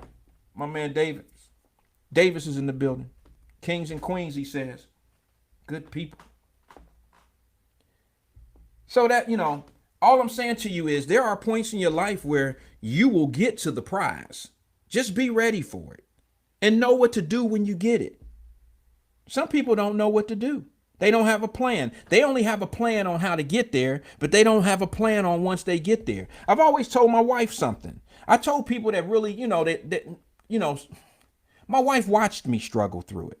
She watched me do some things, and she had to say it to me one time. And see, she the type that'll just spend some money on some shit, and we'll get it back one day, I guess. I'm not like that. I'm not going to. Look, here's the thing. I don't want to do something unless I know I got a replacement. So I'm not going to spend some money on, let's just use a couch for argument. I ain't buying no couch. Well, why not? I don't know how I'm going to replace the money. You got money to replace. Well, nah, I'm talking about my next lick. I don't know if my next lick is going to be able to pay for that couch we just bought. See, that's the dumbest way in the world. But see, you got to understand when you're a business person and you start from nothing. I started with no bank loans. I started with nothing but saving day after day. And there's nothing wrong with that. For my kings and queens who are out there right now, and are you an entrepreneur? Don't worry about people. Don't listen. The worst thing you can do is look like you successful when you're still trying to be successful. The worst thing you can, not to mention when you become successful, you better make sure when you become successful, you don't look too damn successful, because it ain't the people that you think holding you back. It's the people who told you about the people who holding you back. Trust me, y'all know I ain't about to trip on you. But the truth of the matter is, since I got a few people, I might as well tell the truth. I ain't never had nobody that you think of or don't look like us. I ain't never had none of them tell me I wasn't going to be shit. I ain't never heard nobody outside my race tell me I wasn't going to be shit. I ain't never heard them tell me I couldn't buy anything, I couldn't get anything. None of them ever told me I couldn't get a mortgage. None of them ever told me I couldn't buy a certain car. None of them. And anytime somebody would tell me no, oh, I don't have a credit rating to buy that. Oh, okay. Who else got it? Who else got it? I go find somebody else to tell me no. Eventually you'll get a yes. Because somebody don't give a damn what you look like. They only know what your money look like and what it smell like. So I've never been hurt by somebody telling me I couldn't get something, I can't have nothing for whatever reason. Never. Y'all know me. Y'all know I done told you I don't need your water fountains. I don't need your restaurants. I don't need your swimming pools. Somebody got that shit. They'll give it to me. I'll earn it some kind of way. If you don't want the profit, shame on you. That's how I look at it. Now, going into that, I got to take a sip real fast of my tea, sweet tea with lemon. Hit the share for me, and I'm about to really give it to us for this next 30 minutes. This might be part one of however many we got to go to get to the bottom line of this subject. But what I said in my post, hit the share real fast, tag somebody, do something so we can get some people in here tonight. But you only have me for another 30 minutes. Let's see. You only got me for another 26 minutes to be exact. Happy Father's Day to the real ones. Father's Day is every day. It's not yesterday and yesterday only. Happy Father's Day. We're going to keep on keeping on. Happy Stepdaddy Day. Happy all of that. There is no such thing as a stepdaddy. You either have a father or you don't. A stepdaddy that's kind of like if I was a stepfather, I would look at that as being, quite frankly, I mean, I'm not trying to be judgmental. I'm speaking, if I was a stepdaddy, I'm speaking in that position. If I was a stepfather and somebody announced me as their stepdaddy that I'm taking care of, I'm feeding them, clothing them, I'm doing everything your donor, your daddy, your birth father is doing for you, I am not a stepdaddy. You know that's short for step in daddy? I ain't nobody's step in daddy. Bro, if you are in a child's life, If you are clothing that child, if you are making sure that kid is educated and fed, schooled, there is no such thing as step nothing, damn it. You the daddy. Now my brothers may not agree with me, other than smart dudes like Davis, because he understands. There's some dudes right now that ain't my baby, but you doing everything in the world. Some dudes take care of they other kids more and better than they take care of the kids that they birth. So how is that considered a stepdaddy over there? How you a stepdaddy over there, but you ain't taking care of your own kids? Where does stepdaddy even play in any of this equation? How could you be a step-in daddy over there when you being a full father daddy to them kids, but nothing to your kid? Where are you a stepdaddy at in this equation? Somebody explain that one to me. If this stepdaddy shit means something. Listen, I got some sisters that I know who boyfriends or husbands have raised their children since they were babies. I mean, these are not their children. They're not their biological fathers. But that's that child's daddy. That's that child's daddy. Now, y'all better get up off that stepdaddy shit. That's your daddy. That's your son's daddy. That's your daughter's daddy. There's no such thing as a stepdaddy. He's not stepping in for somebody that ain't there. He is the daddy. Father, whatever you want to call it. So get that shit out our heads. No such thing as a man that takes care of a family. Is there a such thing as a step husband? Because the other husband didn't work. The first husband didn't work, so I'm going to come in and marry this girl and I'm going to be her step husband. I'm going to step in because the other man didn't do right. Fuck out of here. That sounds preposterous. That sounds crazy. And then your kids grow up thinking stepdaddy. Nah, fuck that, little Ricky. That's your daddy. Michelle, that's your daddy. No offense, Michelle Hardy. I don't mean you. Just thought of the name. That's your dad. You don't have a stepdaddy because you don't have a daddy who's doing what they supposed to do. Now, if I had to use stepfather for anything, if tragically you lost your dad through an accident, through something happens, and I marry your mom and she has a child, and now I'm filling in and I'm your child's dad, that's the only way I would feel like a stepfather. Because your child's real father, who was there, provided, and tragically lost their life or something of that nature, who would still be providing for that child if I wasn't around, I think I owe the real father, the biological father. I feel like I owe that person. So I would accept the title as being a step-in father only to that time. Only for that reason.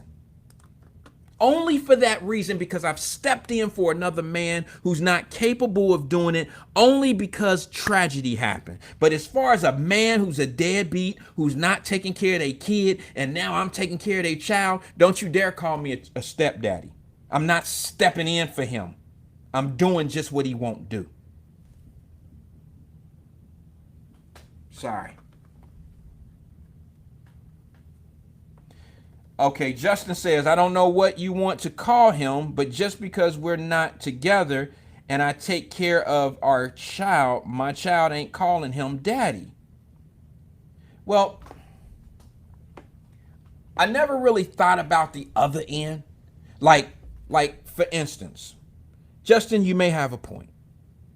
But I'm thinking of the deadbeat dads. I think I made that very clear when I said if he's not doing the things in life he's supposed to do, then I don't call me stepdad. But if you're married to a woman and it don't work out, and then here I come and I marry her, and you're in your children's life, and I'm married to her now, and I'm acting as the father, then I'm the dad. But I understand. I would probably have a different situation or a different feeling if you, let's just use you, Justin, as in the argument. If you're still in your children's life, okay, and you're spending time, split custody, and doing all the good things and the things you're supposed to do as a father, then I would step aside and I would be the stepdad. That's it. But I don't want to get distracted from the deadbeat dad. You see what I'm saying? It wasn't me knocking dads that just don't stick around with the woman and now some other man deserves to be what you're not. That ain't what I'm saying. I'm saying the deadbeat dads. The dads that are not taking care of the kids, and then here come a man that comes along and he wants to be titled. They want to title him a stepdad. That's not appropriate. That's not how the world should be, going around. That's not how that should happen. Michelle Hardy says, another one I got to put my tools on, Michelle, getting along with it. I'm just playing. She says, my son's wife has a daughter from a prior relationship, but both her dad and him have been present the entire time. Both are there and have been there, so bonus. There you are. There you go. Pardon me. There you go. That's another example of the dad doing what he's supposed to do. Let's not lose track because, hold on one second. Let me bring us back to the title of the show. Remember, I put the post up and it says, women look bad saying their baby daddy ain't shit on Father's Day. I stick with that. Y'all look bad. Y'all look bad as hell. You look real bad. You look bad as hell. Do you know how many?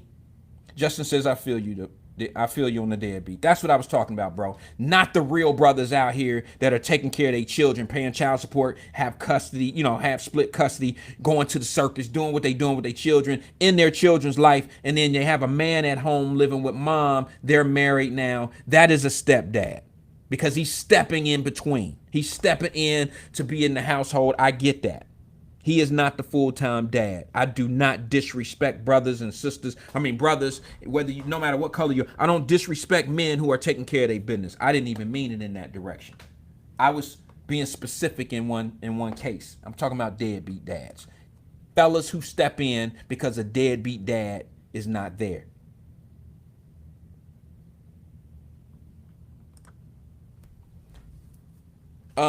David says, I need the tools for this one. Y'all getting along with it. David says, there are instances where a man is providing financially, yet being blocked out of the child's lives physically.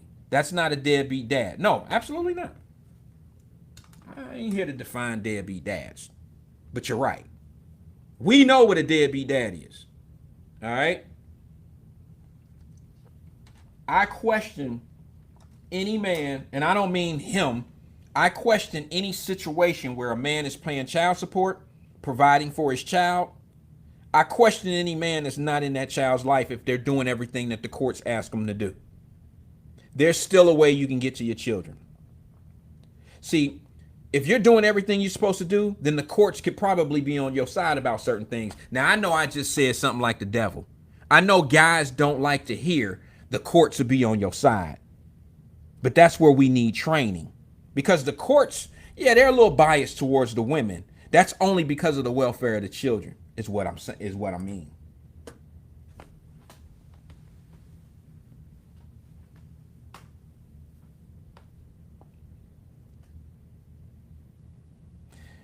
David says, this is where we're going with it, Davis. He says, women who put down men on Father's Day is a deadbeat woman. Oh, since you said it, I don't have to. All right, this is where we're going to get canceled. We about to get in the mode. We got to get in the mood. Should we go to the red lights? Not until somebody call and say something crazy. Let's go. And they're off. Here we are. This is what I think. I think women who are on social media talking about how crazy and how deadbeat their baby daddies is, how deadbeat they father, the daddy of their kids are. I think you need to look in the mirror, sis. All women. Y'all know I call sis mean all of y'all. You need to get in the mirror because ain't nobody make you mess with that man. That man was who he was before you met him. He didn't get brand new. He didn't get brand new, crazy, stupid, or dumb. He didn't. Who think I'm lying? I got a video I want to show you. Want to see it? Here it go. Hit the share. We about to go to a video. I hope I don't get in Facebook jail or anything for showing this video, because it is a clip from one of my favorite shows back in the day, and it was Judge Mathis. See, I'm about to show you when women say men ain't shit, when y'all say my baby daddy don't take care of my kids, I'm here to tell you that the only reason why he not taking care of your kids, it's all your fault. I said it. It's your fault that you chose a man who don't take care of his kids. It's your fault, because you should have known. You should have known. Oh, we gonna lose them. We gonna lose them. We gonna lose them. Who disagree with me? Who disagree with me? Davis says, and I'm about to show this video, so get ready. Get your popcorn here. If you got to use the restroom, you better go, because I'm about to go. I'm pulling this video in 2 minutes. I'm going to read these comments from Davis. I'm going to speak on it, and then I'm going to show you this video. You don't have to agree with me, but this video will tell you, it'll give you an inkling of why I feel the way I feel. Ladies, you make the ultimate decision of who you sleep with and who you with. It's your choice. If your baby daddy got 4 kids before your 5th, you being number 5, don't ever say nothing to me if you number 5 and you number 6, 5 and 6, or if you're number 5 and number 8. Get it? If you got 2 separated from some other shit, don't ever say nothing to me about no deadbeat daddies. Don't say nothing to me about it. Let's see. David says, if a woman is blasting her baby daddy on social media, it's a reflection of her and her decisions and making ability and making abilities. Absolutely. There we go. See, y'all see, this is what happens. Y'all know we live over here. Y'all know we gonna tell the truth. And if it hurt, damn it, it only hurt because it's the truth. It's the truth, and it hurts only because it's the truth. Here's the fix. Here's the fix, sis. Don't let your daughter fall in the same bullshit you fell in.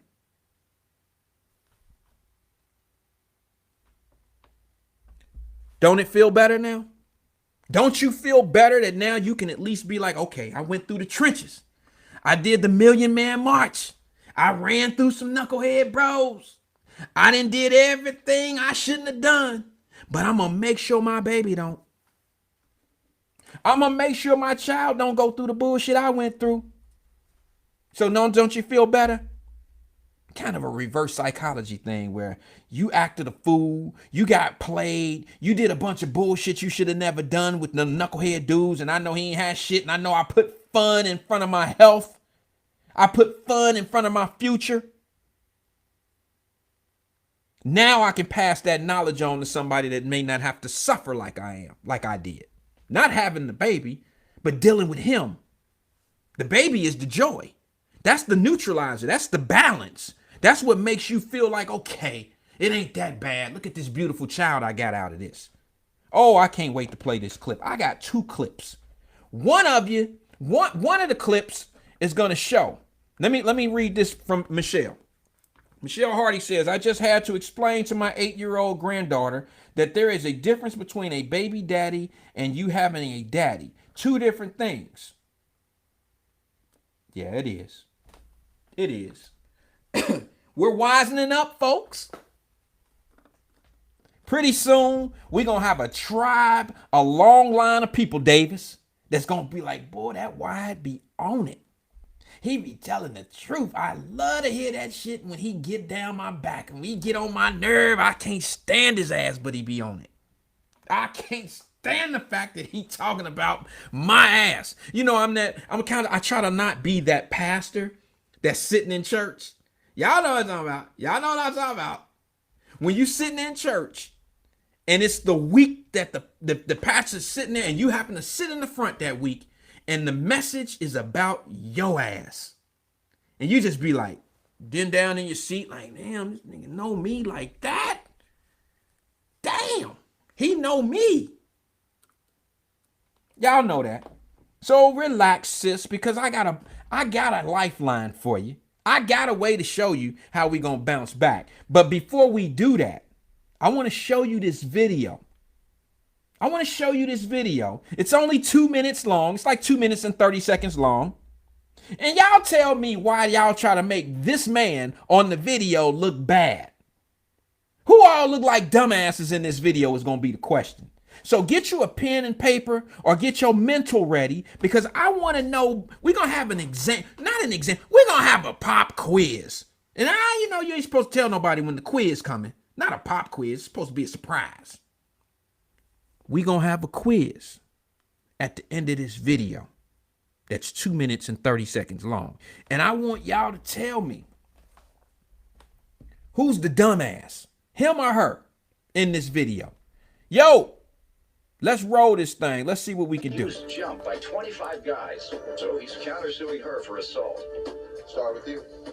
Your Honor, I met Brad in August of 2004. We both worked upon the same record label. I was a backup dancer. Brad is a rapper. He calls himself the Gingerbread Man, and his lyrics state, "Catch me if you can." No woman can catch the Gingerbread Man. He has 9 kids, 5 baby mothers. I love my kids, Your Honor. Love them enough to take care of them, too, I'm That's sure. why I changed into the Gingerbread Man, so I can do something positive, take care of my kids. Gingerbread Man sound like you're trying to run from your kids. No, Your Honor. I'm in college, I do spiritual stuff, so there's no way I can get in trouble or do nothing illegal, Your Honor.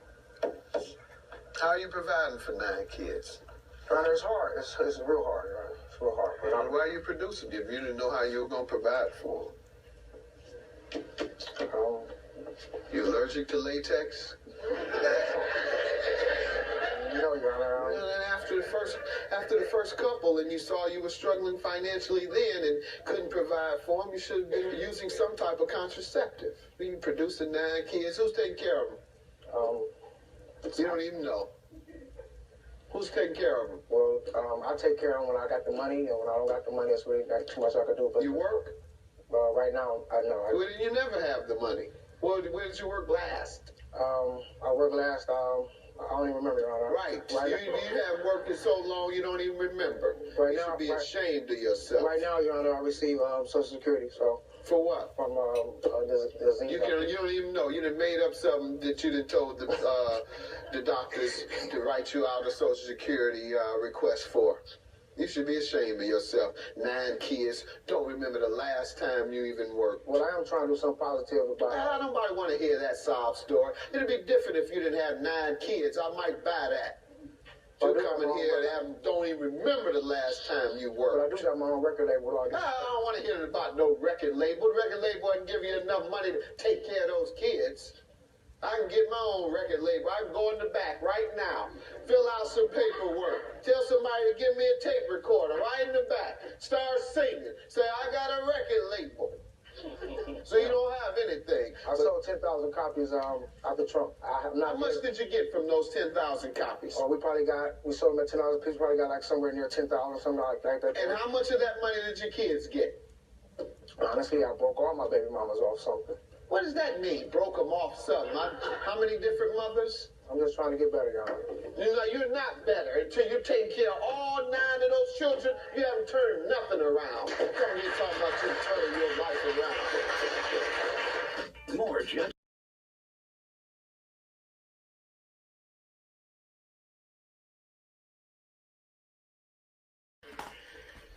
All right.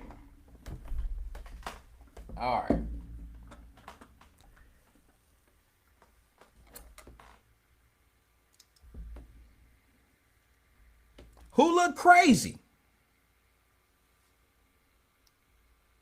Who look crazy? I know y'all want to say the bro look crazy as hell for that.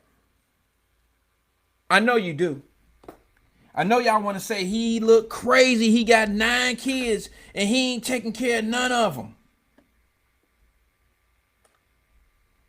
My question to you is, when did she discover he had 9 kids? And what number is her child in the 9 equation?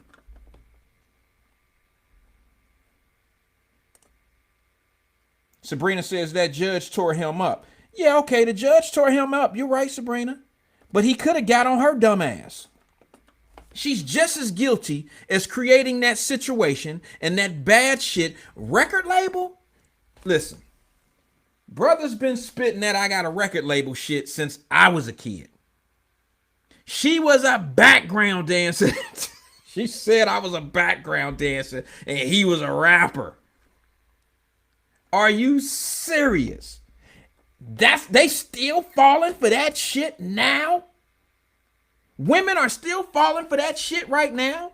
Listen, women, I don't mean to be insensitive. I'm going to say this, but I mean this out of love. Unless somebody is raped or physically something happens and she, like on The Shy, the little girl that's about to have a baby on The Shy. If you watch The Shy, you've seen that was a horrible situation. That was a rape. That was a kidnapping, rape, abduction. That little girl gonna have that baby, and that's a different situation. But we talking about somebody that choose somebody with 8 kids, 9 kids. What the fuck? How is he ain't? How is he ain't? How is it? Okay, if he okay. How is he ain't? How is it that he ain't shit? At what point do you look at the female and say, you ain't shit either? We some ain't shit people. Me and you and I. You and I gonna have some babies. We gonna have a baby because I ain't shit, you ain't shit, and we gonna have a kid that ain't shit. That's what we might as well try to do. Because if he's not gonna be there, he's there in his life for all 9 of his kids, you trying to tell me. Oh, Wyatt, stop judging. I don't have to do it. Statistics tell the truth. Stop judging, Wyatt. Stop judging, Wyatt. I don't have to do that. I can let the way the world is working for certain people. See, it's education. If you don't see, education is more than just going to school and sitting in a history class in front of a teacher. There's more education being served up in our homes than it is any university, any high school, junior high, or elementary school. Class starts at home.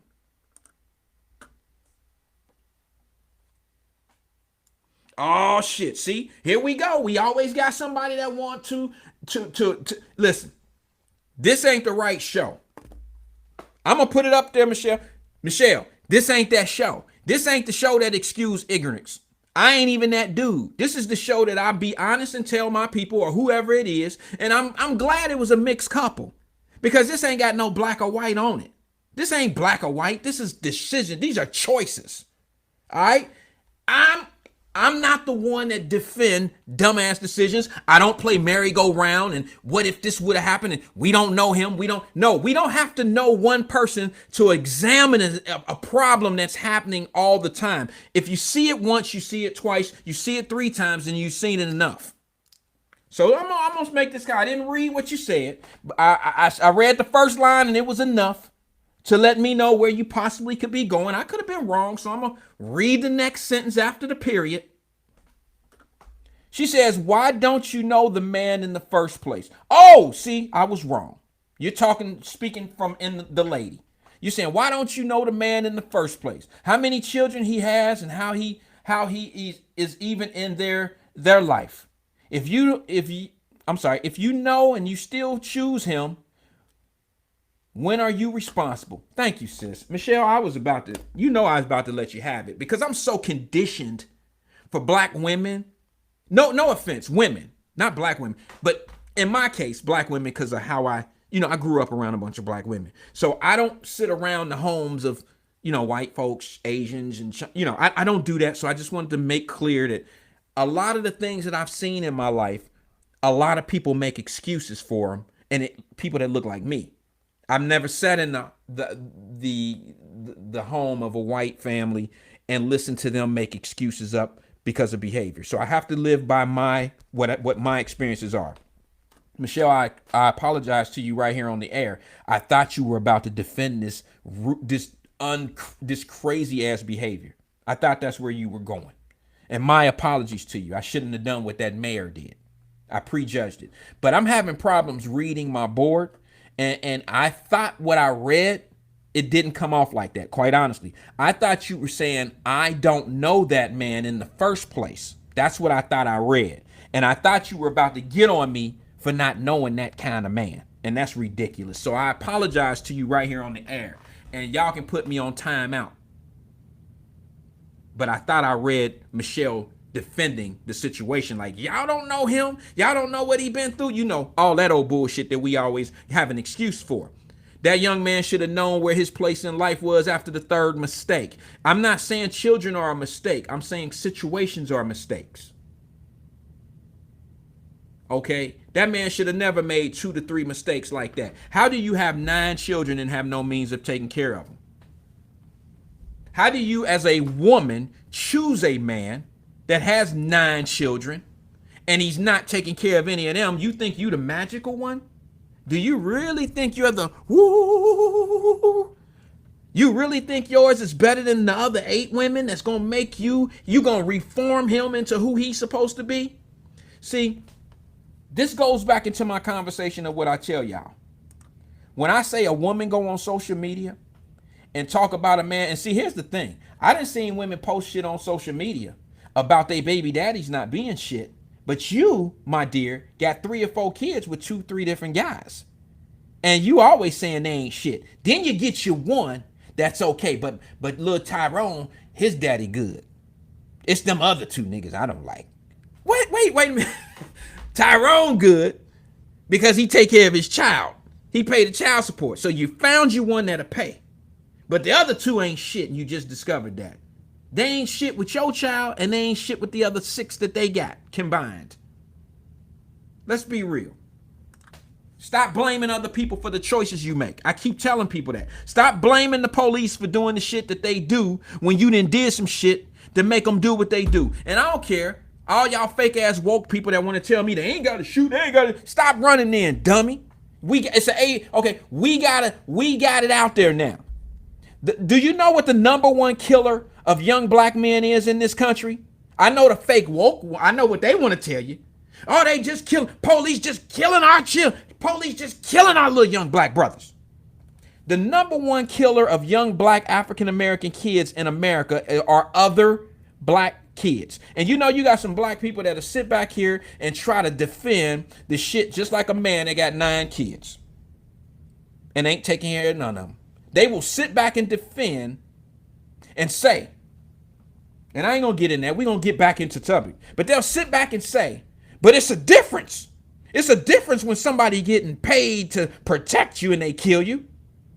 The fuck out of here. A death is a death. It ain't no different. If a brother kills somebody, if a brother kill a brother, it's a death. Black lives should matter. If a police officer kill that same brother, black lives should matter. It don't matter who do it. It's who got killed. Why? If you're not interested in getting to the root of the problem of one, you don't be all that, you're not gonna fool me and act like you really care when the police do it, but you care that the brother's dead, but you don't care to give it the same energy. You want to give it a different reason, a different why you don't put the same energy into it. Makes no sense to me. Makes no sense to me. That's just me. Heaven forbid, if I have a child that is murdered by a police officer or murdered by a black man or a white man, it is not going to make any difference who murdered it. It's not. I'm just being honest. I ain't going to like they ass whoever did it for whatever reason. I got a problem. And I'm going to give it the same energy. Here's the difference. Here's the major difference. If a black man, knock on wood, kills my child tomorrow, how am I going to be compensated? And how many people in the community going to come to help me, compensate me? How many people around me that may get involved in that situation would get compensated if a black man kills my kid? But if a white man, if a white officer kills my child, here comes everybody in support. There's an agenda there for them. Now, there's going to be a few selective people who going to come no matter.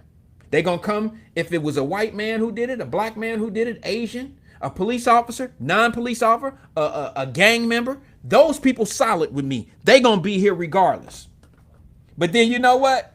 If a brother killed my daughter in the neighborhood, as they've been doing, just like my little girl, the little girl that got shot 7 times, ain't nobody came to that family like in support of the community. Ain't nobody came out and said, this is what we gonna do. I'm talking about it ain't been no domestic violence, big ass deals. Nothing's been presented. Matter of fact, y'all care so much. Y'all care about complaining about the police more than you do than the women in your own community getting beat up every day. Y'all know I know.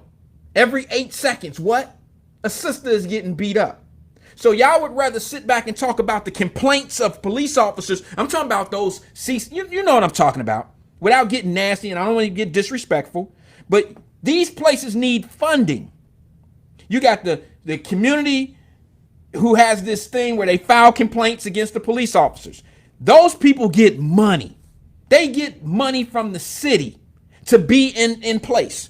So whenever you file a complaint against the city, that's who you take it to. And then they get investigators to investigate the police. How many of those people are interested in the fact that women helping women are being defunded? Women helping women. I can't pay all that shit myself. I can't do all that. I can't go out and give women helping women all my money. I can't do that.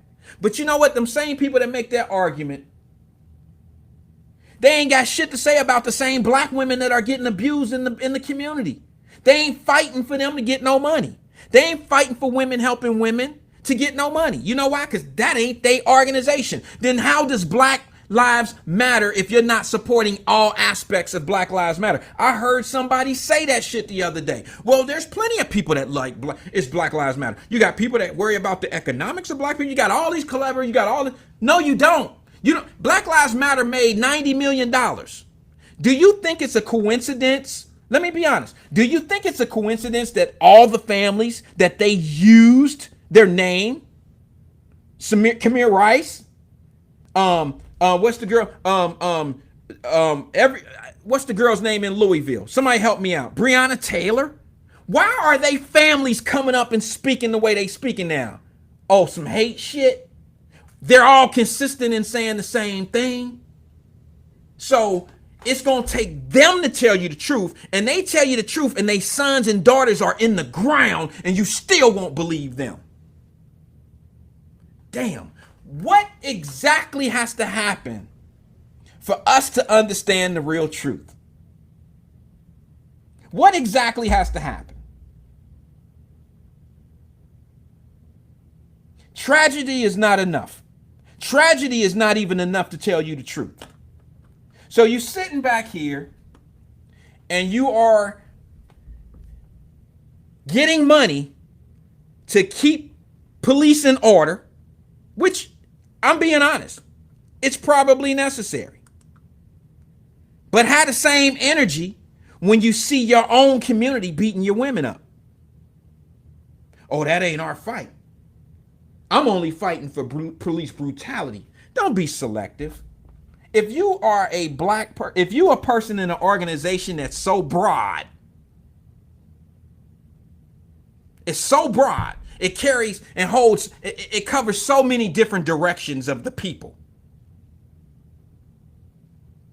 then it should cover all aspects of the people, not just what you select, not just police brutality only, not just the George Floyd Act. It should cover all of it. It should cover the welfare of the black women that are being murdered and beat up. It should handle domestic violence. It should handle it all. It shouldn't handle the easy target. The easy target is the police. That's the easy target because you know they can't do nothing. And you know the city got the money to back the play. It's an easy lawsuit. What's the number one killer in the black community for young black men? Is it the police? Show me the stats. I got stats that show something different. What's the number one killer of young black men in America? What is it? Somebody tell me. So why wrong direction? saying it's 100% wrong. I think we should eliminate anything that's eliminating young black men. But how are you going to go after just one and think that's going to make it right?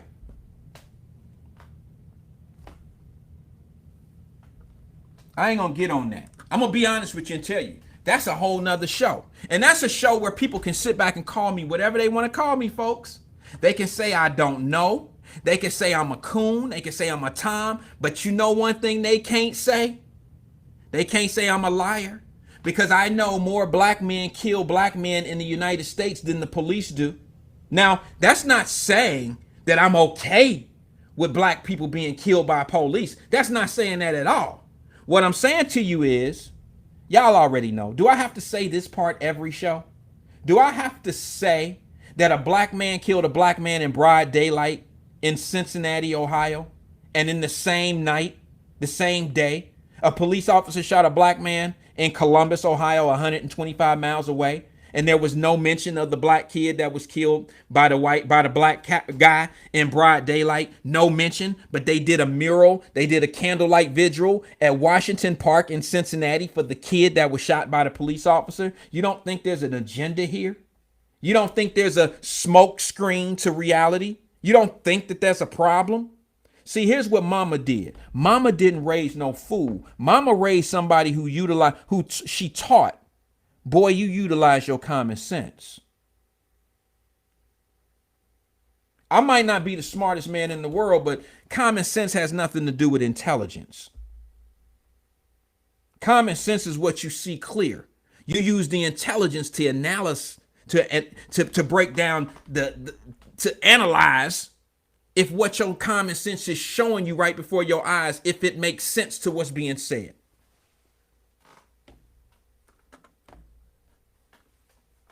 And all I can tell you is if a police officer killed my daughter today, there would be more people in line to help me out who can put their face on the camera, who can move their agenda of whatever programs they got going on. They ass to be right front and center for me. For me. They would be right here in front line for me. Little old me.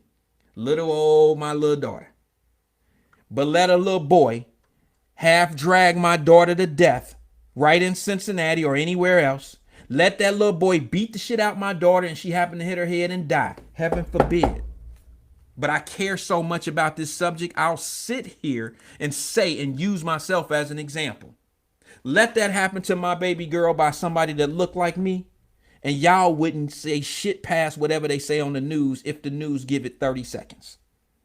There would be no vigils for my baby. There would be no more talk other than, I know Wyatt is crushed. But y'all be ready to go out in the streets if a cop shot her. Tell me why. Why? Why is it more important when one does it and the other doesn't? I ain't gonna get on that too deep. That's it. That's it for that. Y'all make me weak in the knees when it come to shit like that. Because them other places lie to your ass. And they sit back and they the get along gang. They sit back and agree with each other so they can support each other's bullshit. I'm sorry. I said it. They may not care. They don't think I'm shit anyway. But one thing I am is a struggle that they'll never be. They pimping y'all. They pimp us. They pimp us to be who they want to be.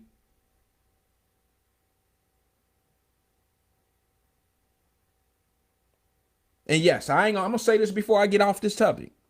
Not one time have I heard Crump, the attorney, not one time have I ever heard him give a class, a lecture, or any type of advice of what to do if the police stop you, what to do if a certain situation comes up. This Negro, all he says every time is what happened. They didn't have to execute that boy like that. They didn't have to do. And once again, he has shown up at places with no information. He's shown up just like that mayor. That last situation in Carolina where they said that that boy got shot execution style by the police. They rolled up on him. I played the video. Y'all know I don't get tractions on my videos. Y'all don't watch my videos unless unless it's something exciting like two women ripping their clothes off, fighting in the middle of the street for some knucklehead dude with 9 kids. Then y'all watch that shit, like it, laugh, all that. But when some real shit hit the screen, oh yeah, that's cool. We all right. When you got to think about something, I can't get no crowd participation. It's a damn shame. It's true. But I showed you the video of what Crump said before he even seen the video. Crump didn't see the video because the prosecutors, the police, they were waiting for a judge to sign off on the release of the video. But the family was entitled to go in and watch 20 seconds. Crump didn't even go in there. The family and the attorney locally, because what y'all don't know is Crump is a pimp. He show up to give it a national appearance. He's not the hired attorney. He's the attorney that adds extra zeros on the settlement. That's what he is. He don't even know the laws. Ask Mrs. Rice. Ask Miss Rice. Ask the one that they made all that money off of, and he didn't know the laws. Ask her why she fired him. See, not me. I don't know him. I'm asking you to talk or listen to somebody that dealt with him. I'm asking you to listen to the consistency. See, I don't have to be in the room to understand what I see. I don't have to be there. I can just look at the consistency. And I said this before those families came out and told the truth about these dudes. They spreading money around. They doing this, they palming people. They ain't doing nothing no different than the record business. They give people advances so they can get in play. They investing in those people's misery. You ever heard of that? I'm gonna give you this 60,000. I'm gonna come on the case, and this is what we can get. Samir was right. His mama said, I ain't had no money. I had to take the money. I was homeless. I gotta take the money. So what? Only a devil will come in and use money to get a position in your life. That's called a pimp. That's called a pimp. And I told y'all they was pimping before any of this shit jumped off. And you know what? Them left dudes, them people over there, I'm the coon. And them the same ones ain't got shit to say about what's going on in this administration right now with Biden and them not going down to that border. We got plenty fentanyl and all type of other drugs. All this shit is going into these communities. Do you really think it's an accident that all this crime is going on in America? Do you really think it's an accident? This is a drug-infested United States of America right now that people are shooting each other for position. There's drug cartel members all over this country right now that are walking across the border with no... Ask yourself, I ain't even gonna we'll do a border show. Let me just do this before we get to a border show one day. Ask yourself, why isn't your local channels, your local news, why isn't your local news talking about the border? You know why? Because they've been instructed not to. How could a story that big not be talked about? Who on this planet or on this channel right now thinks that border issue is not a big deal?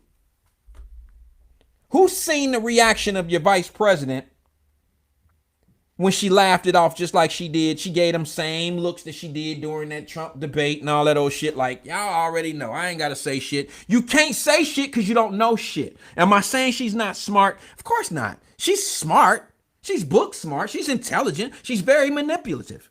Okay? But that all being said, I don't want to be disrespectful, but you came to Cincinnati for what reason? Get your ass down to the border. You went into the black-owned store or to the tea shop, to the coffee shop, and served what purpose? What was that? Y'all don't think that these are subliminal men. These are little. This shit don't mean nothing. It don't mean nothing. If it don't come with economic growth, if it don't come with anything tangible, all they doing is photo ops. It's just a show. It's a show. And we're the crowd.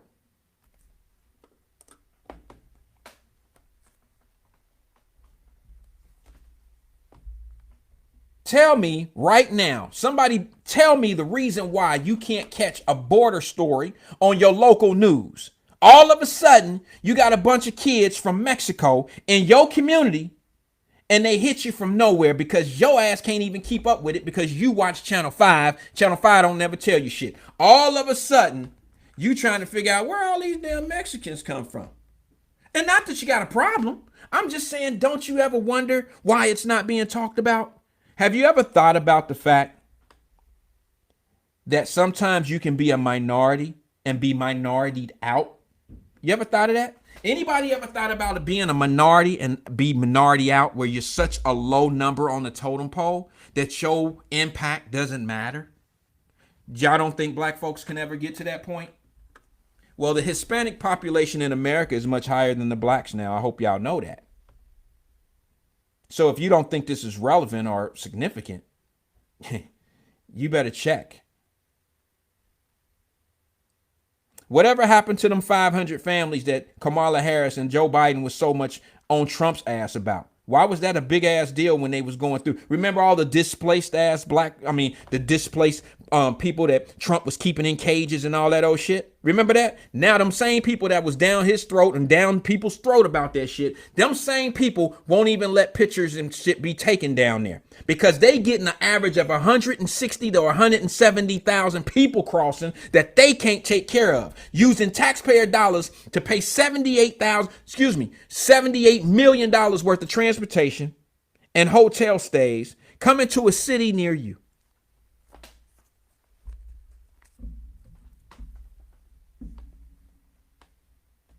Coming to a city near you.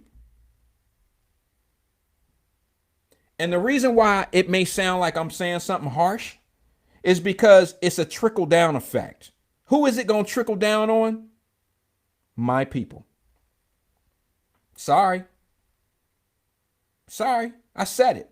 So if you got a son right now in high school thinking about dropping out, you better make him reconsider that shit. If you got a gangbanger family member out on the streets right now, you better try to get him in a trade school. Because they're starting to come to a point now where, when SA and them get here, it's going to be some problems getting employment. I'm sorry, I said it. I said it. This is something you're not going to hear. How many people do you listen to their podcast, their radio station, or any of that shit, and they're talking about the border, and they as if it's not affecting you? It don't affect you now. But let me ask you something. What's the difference between crack cocaine entering America in the 90s? Remember when they said that we was fighting a war and the cocaine was coming in through the government? The government was financing it. Rick Ross and Freeway Ricky and them was getting dope from the government, right? Remember those days?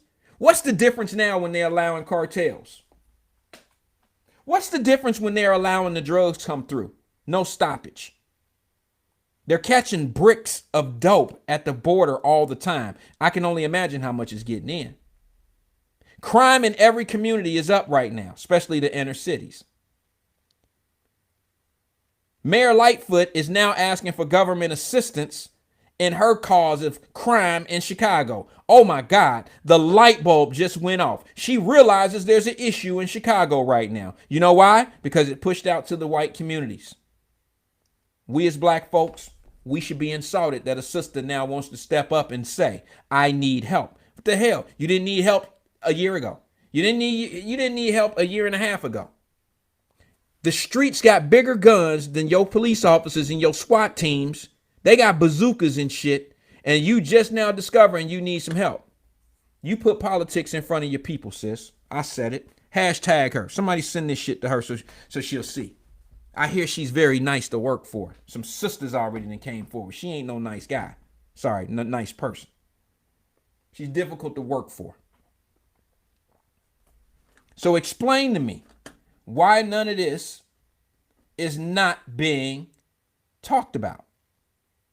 It's being hidden for what reason? We heard about the 500 people that Trump had in cages down there, separating them from their families and all that old shit, right? This ain't got nothing to do with Trump. We just saying prior administration. You used what was going on at the border to get you, to help get you. It made you say less. See, look, y'all just watch. See, this is the truth. Look at the pictures of the kids in the cages. Look at how he don't care. He's a racist. Look at how he did the Mexican people. Look at this and look at that and look at that. See, as long as you looking, they ain't got to talk. Because in your mind, you already got made up. This motherfucker, boy, he don't give a shit about nobody. He ain't doing nothing. Well, you got 100 and they talking 4 million people will be in this country illegally in the next 2 years. 4 million at the rate that they're coming in. Somebody make that make sense to me, and why ain't nobody talking about that? You know why ain't nobody talking about it? Because the same tools that we use to get this man in office are the same people that have to be silent because they would look complicit. They would look like they helped get this problem in there. Inflation's going to kill us, y'all. You better start stacking. Hey, Michelle, keep that 1999, baby. I pull back my whole situation of what I said because a dollar is not going to be worth $1. It's not worth $1 now. Interest rates will be going up soon. A lot of shit that we as black folks don't really look at and don't worry about. I ain't judging. I'm just saying as a whole. You think the dudes out on the street give a shit about inflation? They don't give a shit about no inflation. They don't know nothing about that. They don't give a shit. They ain't trying to finance or mortgage a home. They ain't trying to mortgage no home anytime soon. So they don't give a damn if you go from a 1.5% rate or 2% rate right now to 6 or 7. They don't give a shit about that. They just want to know how much it's going to cost to get the dope across the line. Damn, man, key costs how much now? The fuck? Biden tripping. Just saying. Drugs are going down. Everything, I'm going to keep it gutter. I'm going to keep it gutter, okay? For y'all that don't know. Let me keep it to you one time. Let me school you. See, this shit you ain't going to hear nowhere. The cost of living is going up, but the underground world is going down. The price to be bad is going down.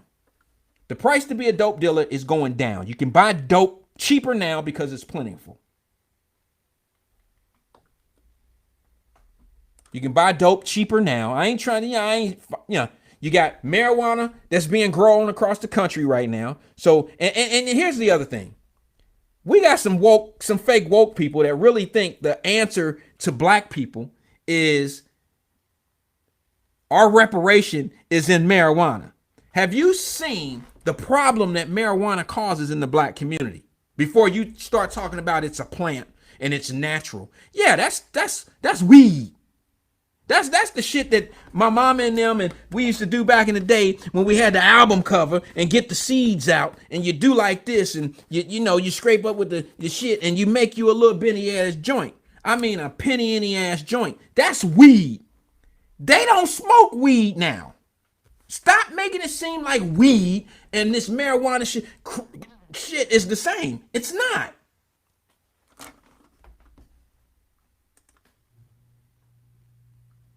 It's not the same.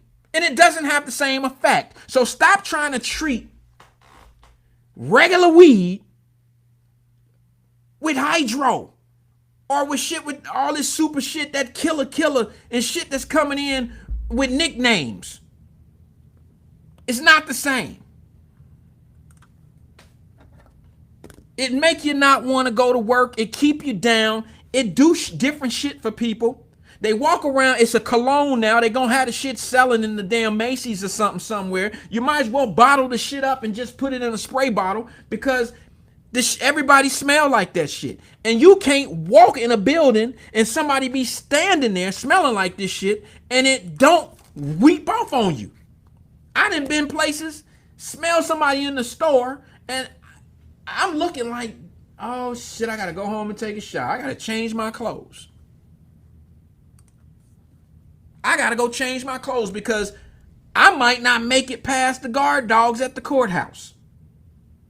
Dog on my ass for smelling like you. I ain't got no dope on me, yo. You smell like it. The dope game is cheaper now because it's more of it. So what does that tell you? So my mortgage interest rates and things of that nature, the regular people, the people that work their ass off every day, the people who want something, who trying to do things the right way, everything's going up for us. Gas is going up. Everybody getting high prices on everything, necessities and shit like that. But the dope game is getting cheaper because there's more dope out there. And when you say that black folks need to use the weed game as reparations, that's the most ridiculous thing I've ever heard in my life. Because it's legal don't mean it ain't bad for you. Okay, okay, I know Snoop and all these guys got these weed places and they gonna hit a lick, but at what cost? Is the alcohol game just because they profit in that? Alcohol is not causing a problem in America right now. It's not. Drinking and driving, people missing work, alcoholics, all this shit that come. You mean to tell me the money is more important than the people? So I'm supposed to believe that what's good for us is reparations because my cousin and them, you then went to jail for pounds of weed. So now our get back is to be able to sell it to each other legally and destroy each other with high potent weed. Now, if we was talking about a joint that you sit down, I told you, get this joint. What is it? Six puff joint. You know, you gonna smoke 10 puffs and, you know, it's over. Come on, man. It ain't the same. So stop trying to act like it's the same. It's not the same weed.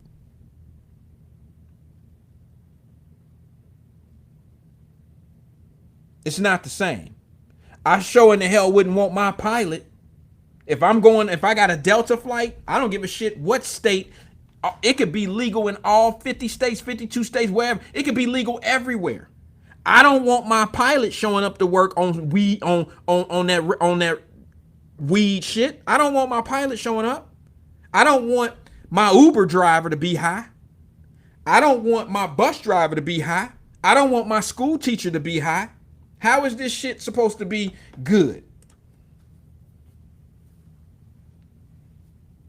And let me ask you this. Y'all really think that this would be reparation for black folks? Oh my God. That's like saying, all right, it's legal to just open up a gun shop. And our crime being what it is in our community right now. Yeah, I said it. I know some people want you to believe that it ain't no difference between black crime and white crime. It's crime is crime. Okay.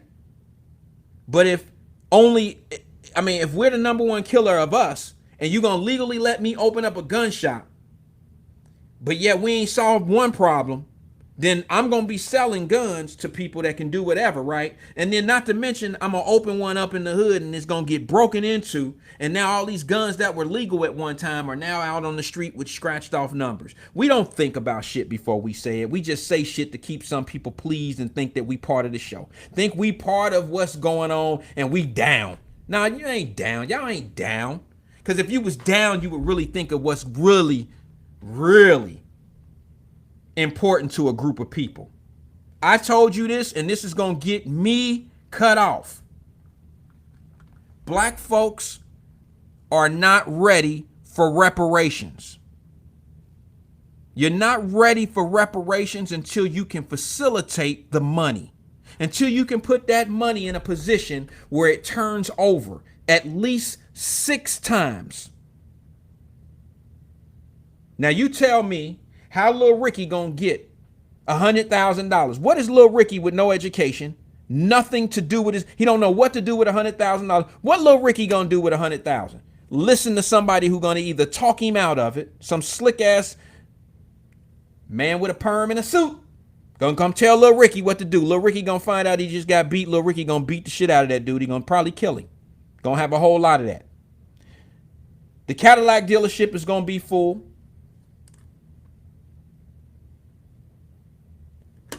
Value City Furniture ain't gonna have shit in it no more. All the furniture gonna be gone.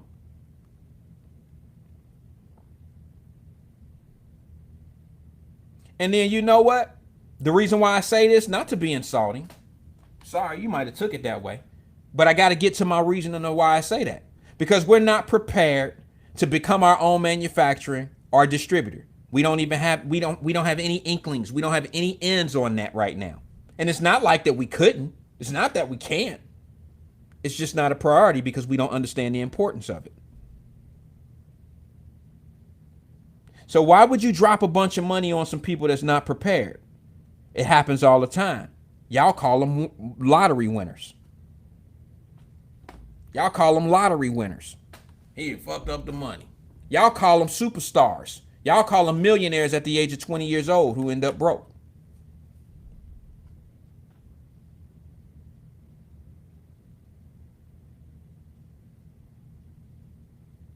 Me, I call it people that's not prepared to get the quam. They're not prepared to get the money.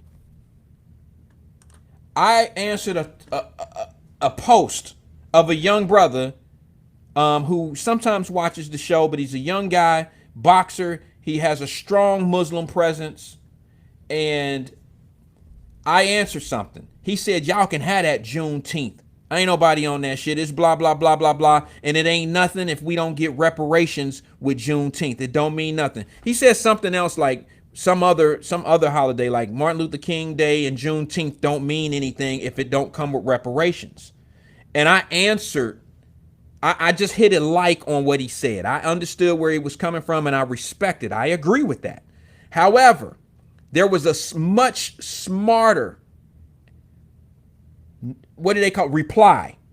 Another Muslim brother stepped in and said something like, brother, reparations don't mean anything if you don't have any way, if we don't have our own banks, grocery stores, educational systems. It means absolutely nothing, because all you're going to do, it's just like, and he was right. Basically what he was saying is reparations would be like another stimulus check. If you don't have any way to keep it and to keep it, circulating in that same circle, all it's going to do is end up home. It's going to end up where it came from, because all you're doing is stimulating the economy, because you're going to have people misspending.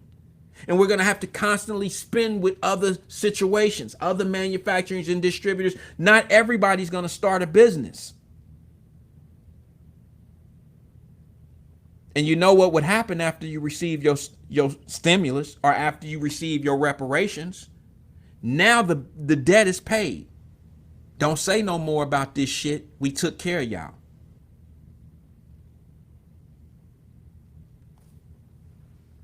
And it'll never be able to be done correctly after it's paid. We took care of that. And yes, every group of people in America that has gone through a tragedy has been serviced or, awarded some form of reparations. I totally get it.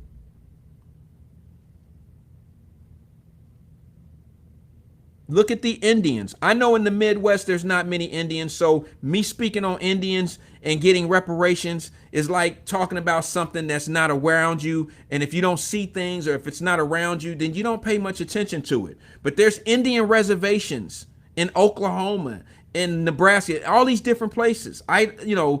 Several different states. And the Indians have things that they have invested in that keep it a circle. They try to keep the money amongst each other, because they were prepared for it. So you telling me that if black folks got reparations, are you trying to tell me? Now, I'm going to be honest with you before I make that point. Minister Farrakhan said something that I enjoyed many years ago. I was a child when he said this. He said, we want reparations and we want 3 states to come along with it.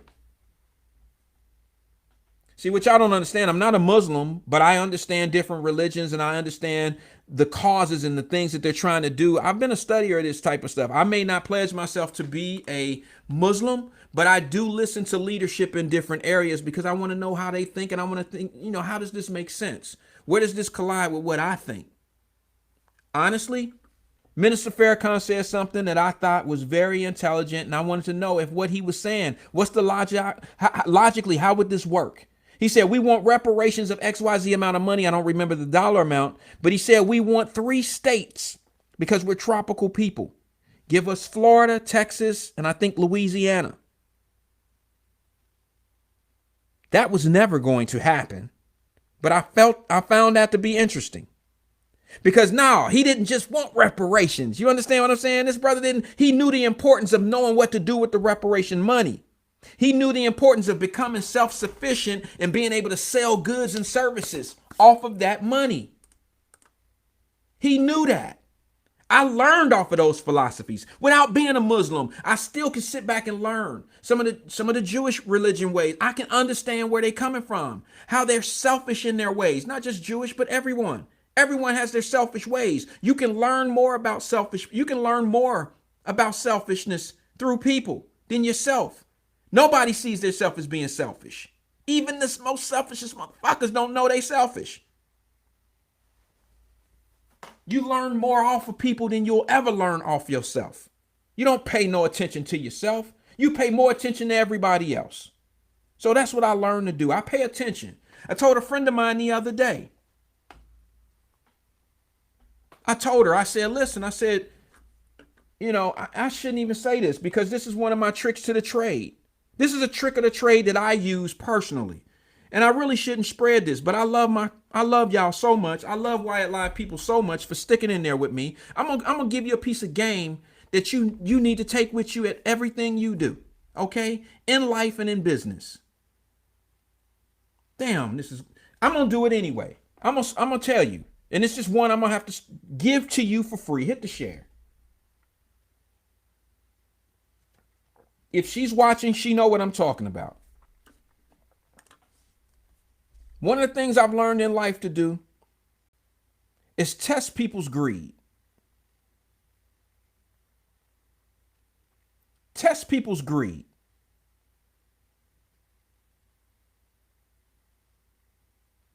The greed to tell you how much they care about you. They'll care if they're interested in you. They'll let you know if you're if you're one lick. Just test people's greed. That's on you. You figure out the rest. I ain't gonna hold your hand through the whole situation. I'm gonna give you that. Test people's greed.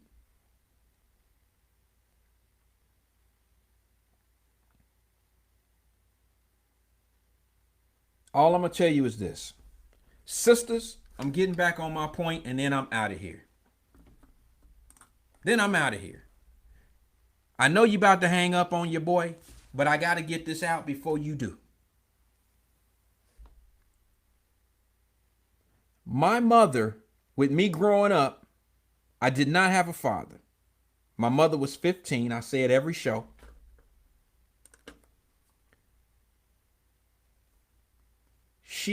She never said one bad thing about my father, the guy that donated himself to be what I call a father. My biological father. Not one time did that sister from the hood tell me one bad thing about my father.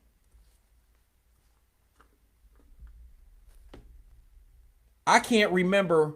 The only thing she's ever said that I could call bad right now is she said my father was ordered to pay in child support $25 a week. No, I think it might have been $25. It was $25. I don't know if that was a week. I don't want to make up a lie. I don't know if it was $25 a week or if it was $25 a month. It doesn't matter because he didn't send 25 a week or he didn't send 25 a month. But once back in those days, the father's name was on the birth certificate, and your mom or your family member, whoever's watching you, is now getting welfare or any type of government subsidy. Now that man that's on the birth certificate is responsible for a child support order and all that. It may be different and all that now, but I know how it was when I was a kid because my mother did tell me the one time and the one and only time she ever said anything about my father, I didn't take it as an insult to him or I didn't think she was hating. She just told me the truth. She said, your daddy ain't here. He's ordered to pay XYZ. And I got older when she told me that. I was a teenager when she told me. I never, as a kid, I let my daddy's friends who knew me on the block, because they had kids my age, I would see people like Vic, and Vic would see me, and Vic would give me $5, $2, $3, $5 back then was like giving a kid, $25, $30 right now at your pocket. Vic would see me and say, your daddy told me to give you this. See, that was G's back in the day. Even his friends would look out for me when he was in jail. His friends gave me more money than he ever did. I never told anybody that. His buddies, dice shooters, pool shooters, gave me more money than he ever did. And I sometimes used to wonder if my daddy, when his friends would go to jail and see their kids out, if my father would give them money. Was that a code back in the day? I don't know. But my father's friends had a couple sons that was, we had Sweetback. He was my friend. We was cool. His daddy and my daddy hung out. They did things together. You know what I'm saying? They was in the hustle together. So, when my daddy would do time, because I would always hear about it. I would never know. He was never in my life. But when my father's friends would say things like, he on vacation. Like, what the fuck? Wait, vacation? Shit, I'm in the hood. What do you mean on vacation? My mother had to explain to me, vacation meant jail. Like, oh. And I would take it as that's why he don't do nothing for me, because he in jail. That wasn't the truth, but that's what I believed. I forced myself to believe that. But not one time, sis, did my mother ever say anything bad about my father or my biological father. Not one time. And the reason being is because she knew she chose that Negro. She chose him.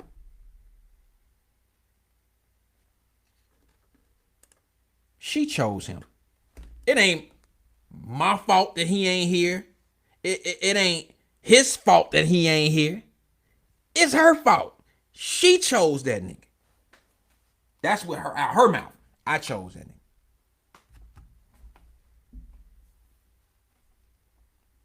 I would never call him that, but that's words from her. So I always grew up saying, well, if a woman knows a man is out in the streets, then you should know what to expect, because it ain't like it just started 5 years ago. It ain't like it just started 10 years ago, 15 or 20. This shit been going on since before me. So if I didn't have no baby, if I didn't have no father in the 70, 80 or whatever, 90s or whatever, at what point were we all going to figure this shit out? At what point is uncles and aunts going to keep passing down the information to us so our kids will stop doing the dumb shit and having kids with all these fast dudes? And when we going to stop trying to say it's the dude's fault? When in fact, ladies, let's be real. Can I have a child with you without you allowing me into a space with you? Can you have children with a guy that has 9 kids without you saying, okay?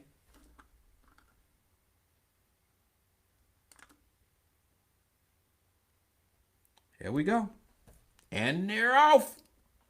Lucky I got 10 minutes. Miss Williams says a woman don't know the turnout of a father until he becomes one. See? It's fair to say that, Miss Williams. I'm going to leave that on the screen. It's fair to say that if you number 1 of 9. It might even be fair to say that if you're number 2 of 9. If you're the number 1 woman that ended up having a kid with a guy who has 9 kids. It might even be fair to say you're with a man who has 2 other kids by 2 other women. I's pushing it.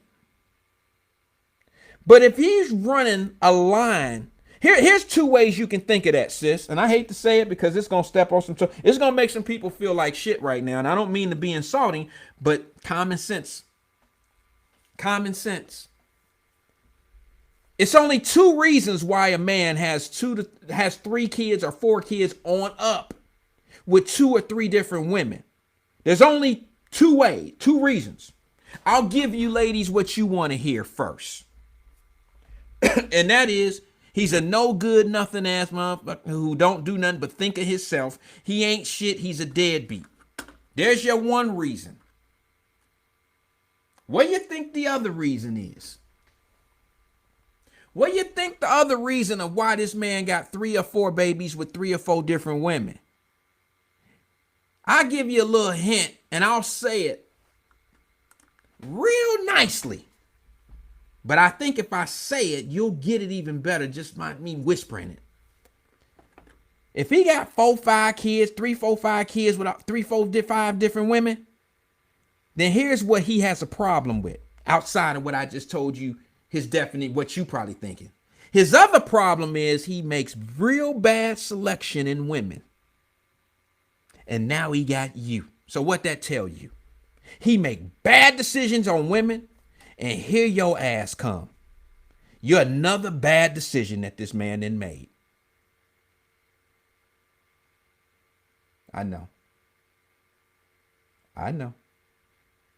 So you don't look at it that way? You don't say, oh, he ain't shit. Oh, this is what you say. He ain't shit. He got all these kids. He don't take care of them and blah, blah, blah, blah, blah. He a hoe. He don't do nothing. He this and he that. But you chose him. You chose him. And you letting him have his way with you just like he had with those other women that he makes bad decisions with. So what does that say about you, sis? See, the reason why I'm saying this now is because, there's some fellas out there that couldn't say shit come Friday. They couldn't say shit on Friday. The reason why they couldn't say shit on Friday is because they knew that you was either going to get a gift or you had his Father's Day gift and still had the receipt. Now, my suggestion to you, bros, go get that damn receipt if you're going to say something about this show. I'm going to tell y'all what I got for Father's Day. Can I share that with you? Can I share what I got for Father's Day? Now, y'all know I didn't say some shit about I don't need a Rolex. I ain't into jewelry. My bad. My back hurting a little bit. I ain't into jewelry and I don't want no, Rolex. And that I have an Apple Watch. I got the Series 1. I've said a lot of shit. And it just so happens that I was in the swimming pool and I had my Apple Watch on and I hit the edge of it getting out. I was climbing to get out and I hit I hit the microphone right there. I hit my watch on the side of the banister getting out the pool. And it broke. And I told my wife, I told my kids, I said, damn it. And the screen kind of tilted. Y'all know you can take the face off of Apple Watches. And I told my wife, I told my kids, I said, oh my God, I broke my watch. Now, I didn't got on Michelle Hardy about driving a 2099. I mean, a 1999 that was paid off in 2003. I didn't got on her for rocking that 1999 vehicle when I have the first edition of the Apple Watch. And had no plans on getting anything different. I told you I don't need a Rolex. Brothers, y'all look great in them watches. It's just not for me. Sisters got them too. Y'all look great. Gold look good on certain people. It don't look good on me. I don't like that type of stuff. Not that there's anything wrong with it. I just don't like to wear it myself. But anyway, back to my gift. So I tell my people, my wife and my kids, oh shit. You would have thought I lost blood. You would have thought that, damn it, I just cut myself and I'm leaking oil out of my body. And listen, I told my family, oh shit, I broke my watch. Now, what do you think I got for Father's Day? I got a new watch, y'all. I got a new watch. And did I get a Rolex? No. I got the new edition, the brand new edition Apple Watch. The latest one. Damn it, I'm moving up. Took me about 8 years to get this shit. I made it, mama. I got the new Rolex. I got the new Rolex in the Apple Watch. It's the top of the line. It's the 44 millimeter, the big screen. It's just right. I got the Rolex of the Apple Watches. Thank you for the congratulations. Thank you. Thank you. I appreciate it. I really do. And I am going to treasure my new watch. And it'll probably be another 10 years before I get a new one. I didn't care that the technology was changing. I was doing the patches, every time they did a download, my ass was downloading it. I didn't care. I didn't care about the upgrades. I felt like a watch is gonna tell time. It don't take maintenance. I don't have to put gas in it. It's going to be 12:32 on that watch, like it's going to be 12:32 on a Rolex.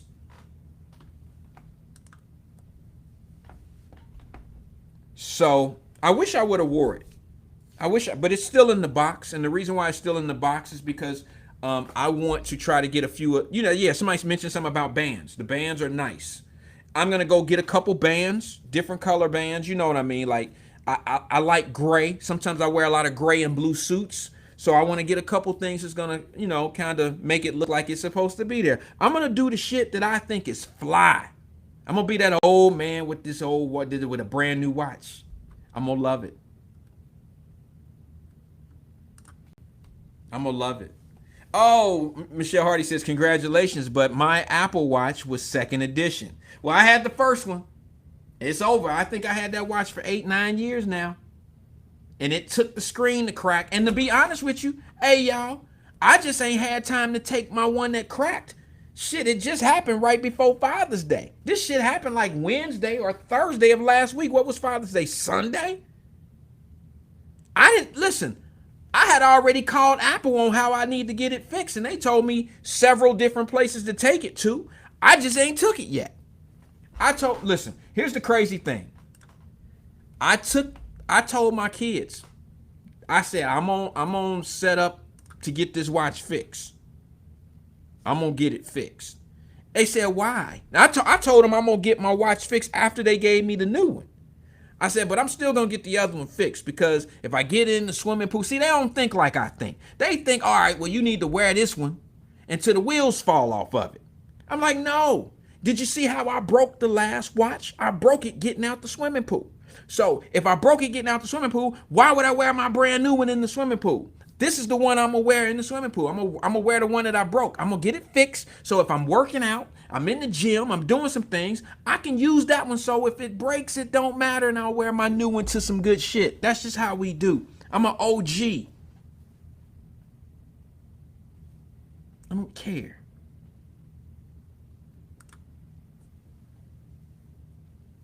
No, Crystal said, do not go to the Apple Store. The Apple Store is not one of the places that they suggested that I take it to get fixed. I called the Apple Store. They did have appointments, but they want you to come out weeks. I ain't got time for that shit. So I Googled, and they said Apple Watch repair. They fix Apple phones. They fix the iPads. They fix all that stuff. Apple Watches. And it's a certified place, they said, but it's not an Apple Store. So I'm gonna try there. But if they talking 200, I ain't about to do it. If they talking like $200 to put they do you like that. You $75 for some new shit. Like, I ain't about to. Why would I pay $200? But then I am the type of guy that'll say, well, shit, I'd rather pay $200 than $400. And now I got a backup to keep my $400 investment safe.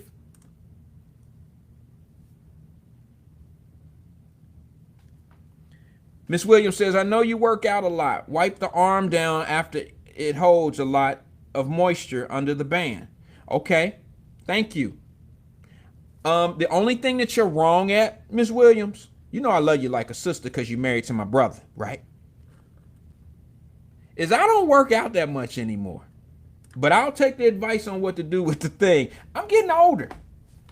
I can't run my 3 miles a day like I used to. I can't do it anymore. I mean, I can, but I'm sore. It's ridiculously hard on my body. And I've cut down a little bit.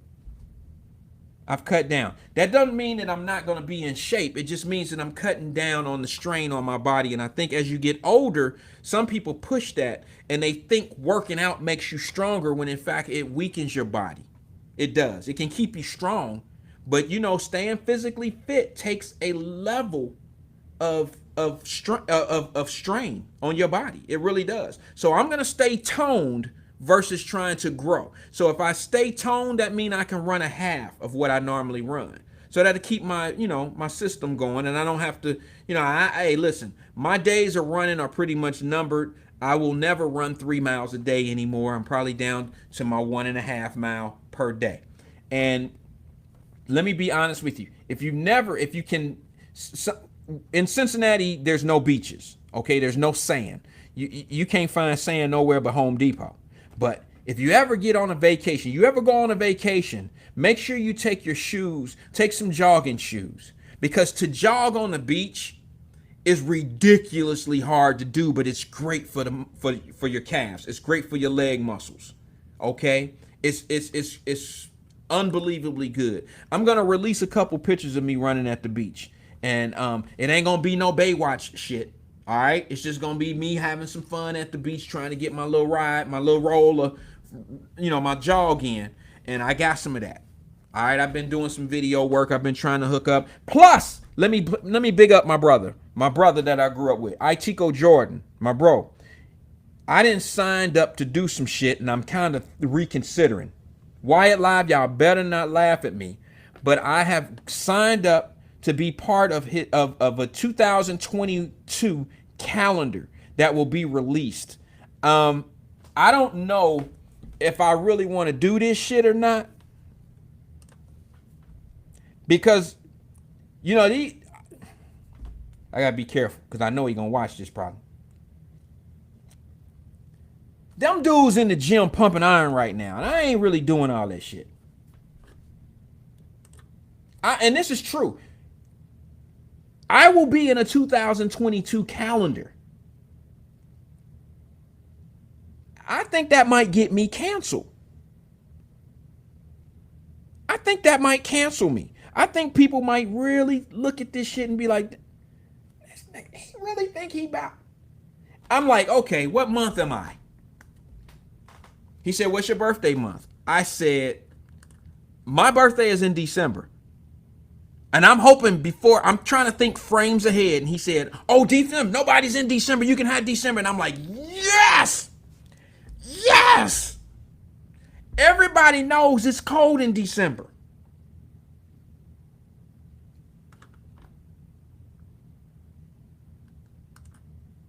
Everybody know it get cold in December. So them dudes can stay in the gym. Woo, July. Oh, he gotta work. June. They can stay sit ups and crunches and all that. Me, I could still do my morning coffee show. I could take my coffee with December clothes on. I think I'm gonna wear some flip flops, a Speedo, and a mink coat. A long mink coat, and I'm gonna close it with my coffee, and I'm gonna be like this. I ain't gotta show my body. Cause I'm December, y'all. Thank God I was born in December and not a hot month. Cause then I would have to really work some shit out. Y'all ain't seen me lately. I wanna blame it on COVID. Let me tell you what I did on Monday, and I'm going to get on out of here. My wife tried to kill me on Monday, y'all. No, I'm sorry, Sunday. Sunday was Father's Day. She tried to kill me. First of all, you do your family dinner. But before family dinner, y'all know I do morning coffee every day. And I send it out on my, what is that? That tagline? What is that line? You know what I'm saying? In the morning, it's a storyline. And I always say good morning to everybody in my morning timeline. So go to my page to say good morning sometimes, okay? Appreciate it. So Sunday morning, I get my normal cup, but then I got my favorite donut, 2 donuts. I wish I could lie to y'all, but I find it hard to lie to y'all. I get a maple topping donut. That's fresh. Listen, I can't plug them any more than I have in my life, but this bakery that they have down here is a fresh donut making bakery. It's worse than Krispy Kreme's right off of the rack. Okay, if you ain't never had no Krispy Kreme's right off the rack, you've never lived before. All right, but this place has these are homemade donuts. And I took a maple one and I took a chocolate frosting one. Now I don't eat that anymore, but on Father's Day I was allowed. Not that my wife none of them trip on me. Like they don't want me, they don't trip on my health. Like they know what I do. They know I'm a healthy dude. So they don't really be like, oh, daddy, don't eat. You can't eat no donut, daddy. They just the opposite. I think they got some money coming because they be like, oh, daddy, you could take another bite. I think they trying to kill me up in this joint. Oh, babe, daddy, one bite ain't gonna, you can eat one or two. Daddy, you can eat a half a dozen. I think they trying to kill me. They must think they got something coming. I ain't got no money for them. But that all being said, on Sunday, I had a great morning for Father's Day. I had my cup of coffee and I had 2 donuts that I don't indulge in anymore. But Sunday I did, and I feel it. I swear between Sunday and this morning being Monday, when I stepped on the scale, I swear I gained 6 pounds. I could be lunching right now. You know, I could be a lunchbox right now. But I swear I gained 6 pounds. I got a scale in my bathroom right by the shower. I'm so adamant about, I'm so meticulous about this shit. I weigh myself in the mornings, every morning, before I get before I get in the shower. And then I weigh myself after the shower. And I'm like, what's going to change? I know the steam and I know shit changes. And if I change, a pound or something, that's to be expected. But I'm driving myself crazy with this shit. And then my partner Tico ain't helped shit out. Talking about calendar? Bro, I have not done that. Like, I haven't done stuff like that in years. And I'm not trying to embarrass myself.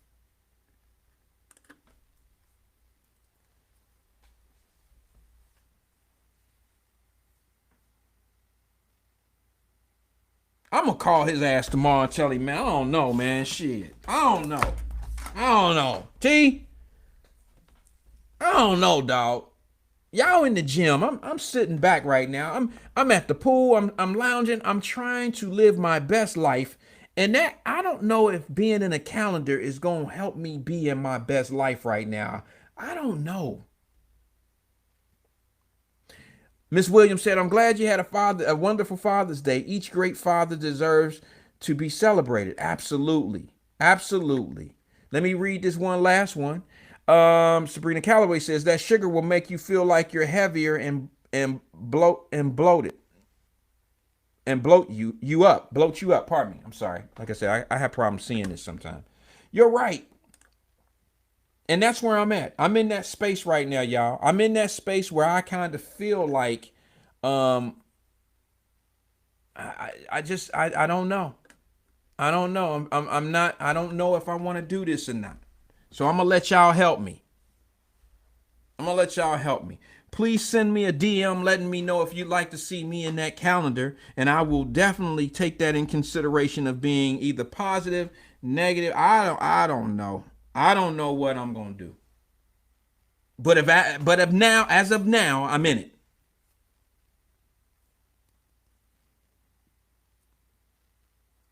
As of now, I'm still in it.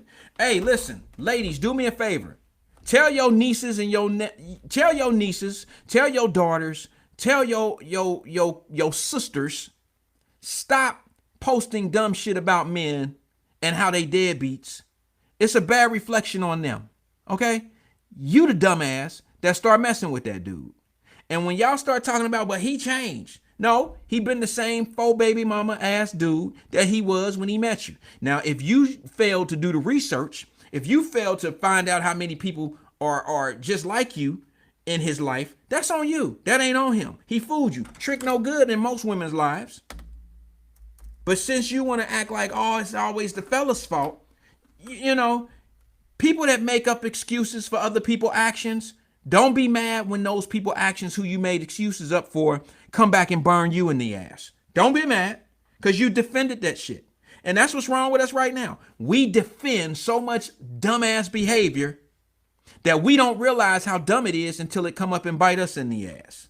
That all being said, man, I don't know if I can continue to defend dumb shit. And that's probably why a lot of people got a problem with me and the things that I say. So what? I don't care. Go listen to a different show that's gonna patronize that dumb shit. I ain't gonna do it.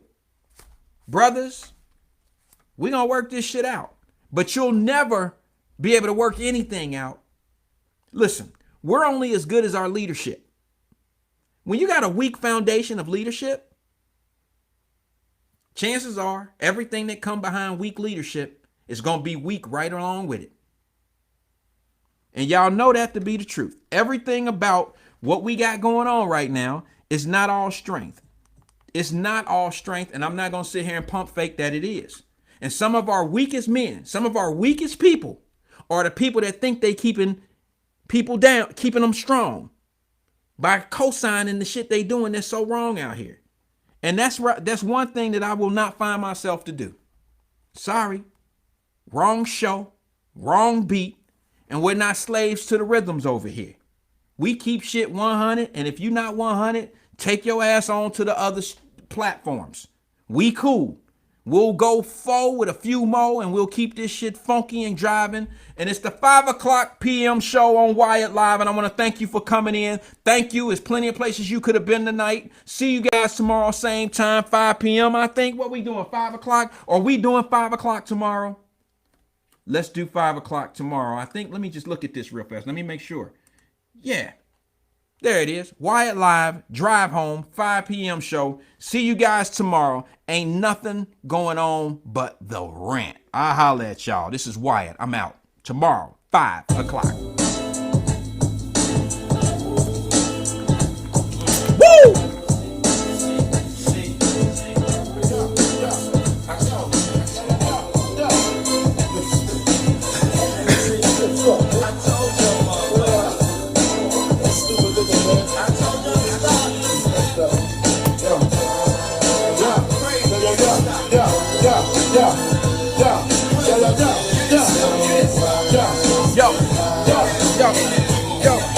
I make your back piece like beast at Della Reese. When I release, you lose teeth like little C's. Nigga, please. Blood flood your dungarees. But that's just the half of the fourth fast. 5 pound crowd later. I rhyme greater than the average player hater. And spectators Buy my CD twice. They see me in the streets. Yo, but you know he nice, but that's on the low low. Be the cats with no nose. Try to send me on my show.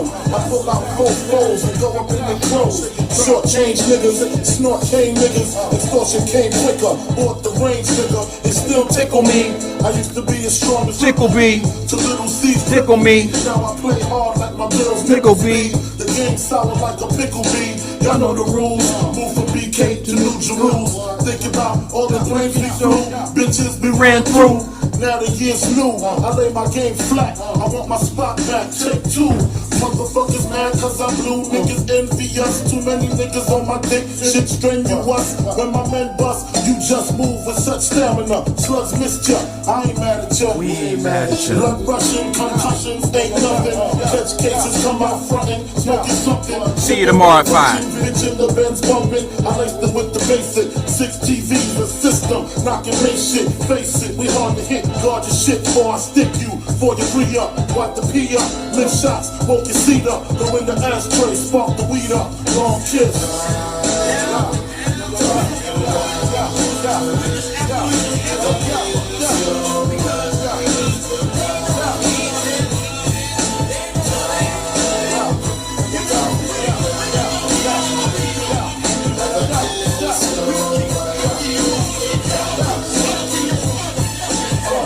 Flame the jets, aiming at fucking maniacs. Put my name in rap, fucking game stacked like they hustle backwards. I smoke backwards and Dutchies. You can't touch me, try to rush me. Slugs go touchy touchy. You're bleeding lovely with your spirit above me or beneath me. Your whole life you live sneaky. Now you rest eternally sleepy. You burn when you creep me. Rest where the worms and the weak be. My 9 flies, baptized, rap guys with the Holy Ghost. I put holes in most. You hold your toes shaky, slipping trying to break me. Look what you made me do. Brains blue, my team in the marine blue. 6 coupe, skeet it out, weed it out, clean it out. The block for distances, giving long kisses, bitch.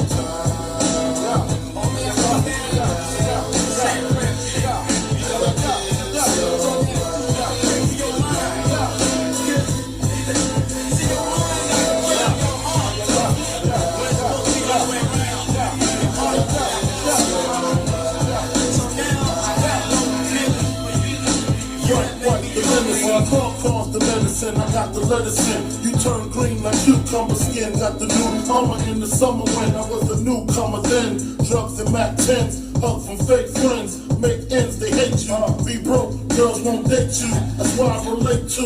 Choke your ass out till your face blue. Make you open the safe too. No matter how you call it, this product, alcoholic, like it's weed, greened out like it's brick solid. Distribute to kids who take heart like Valentine. Drink Valentine all the time. Slug hit your chest, tap the spine. Flatline, hurt the grapevine. You got fucked 4 times. Damn, that 3 to 9 fucks you up for real though. Swamp still slow.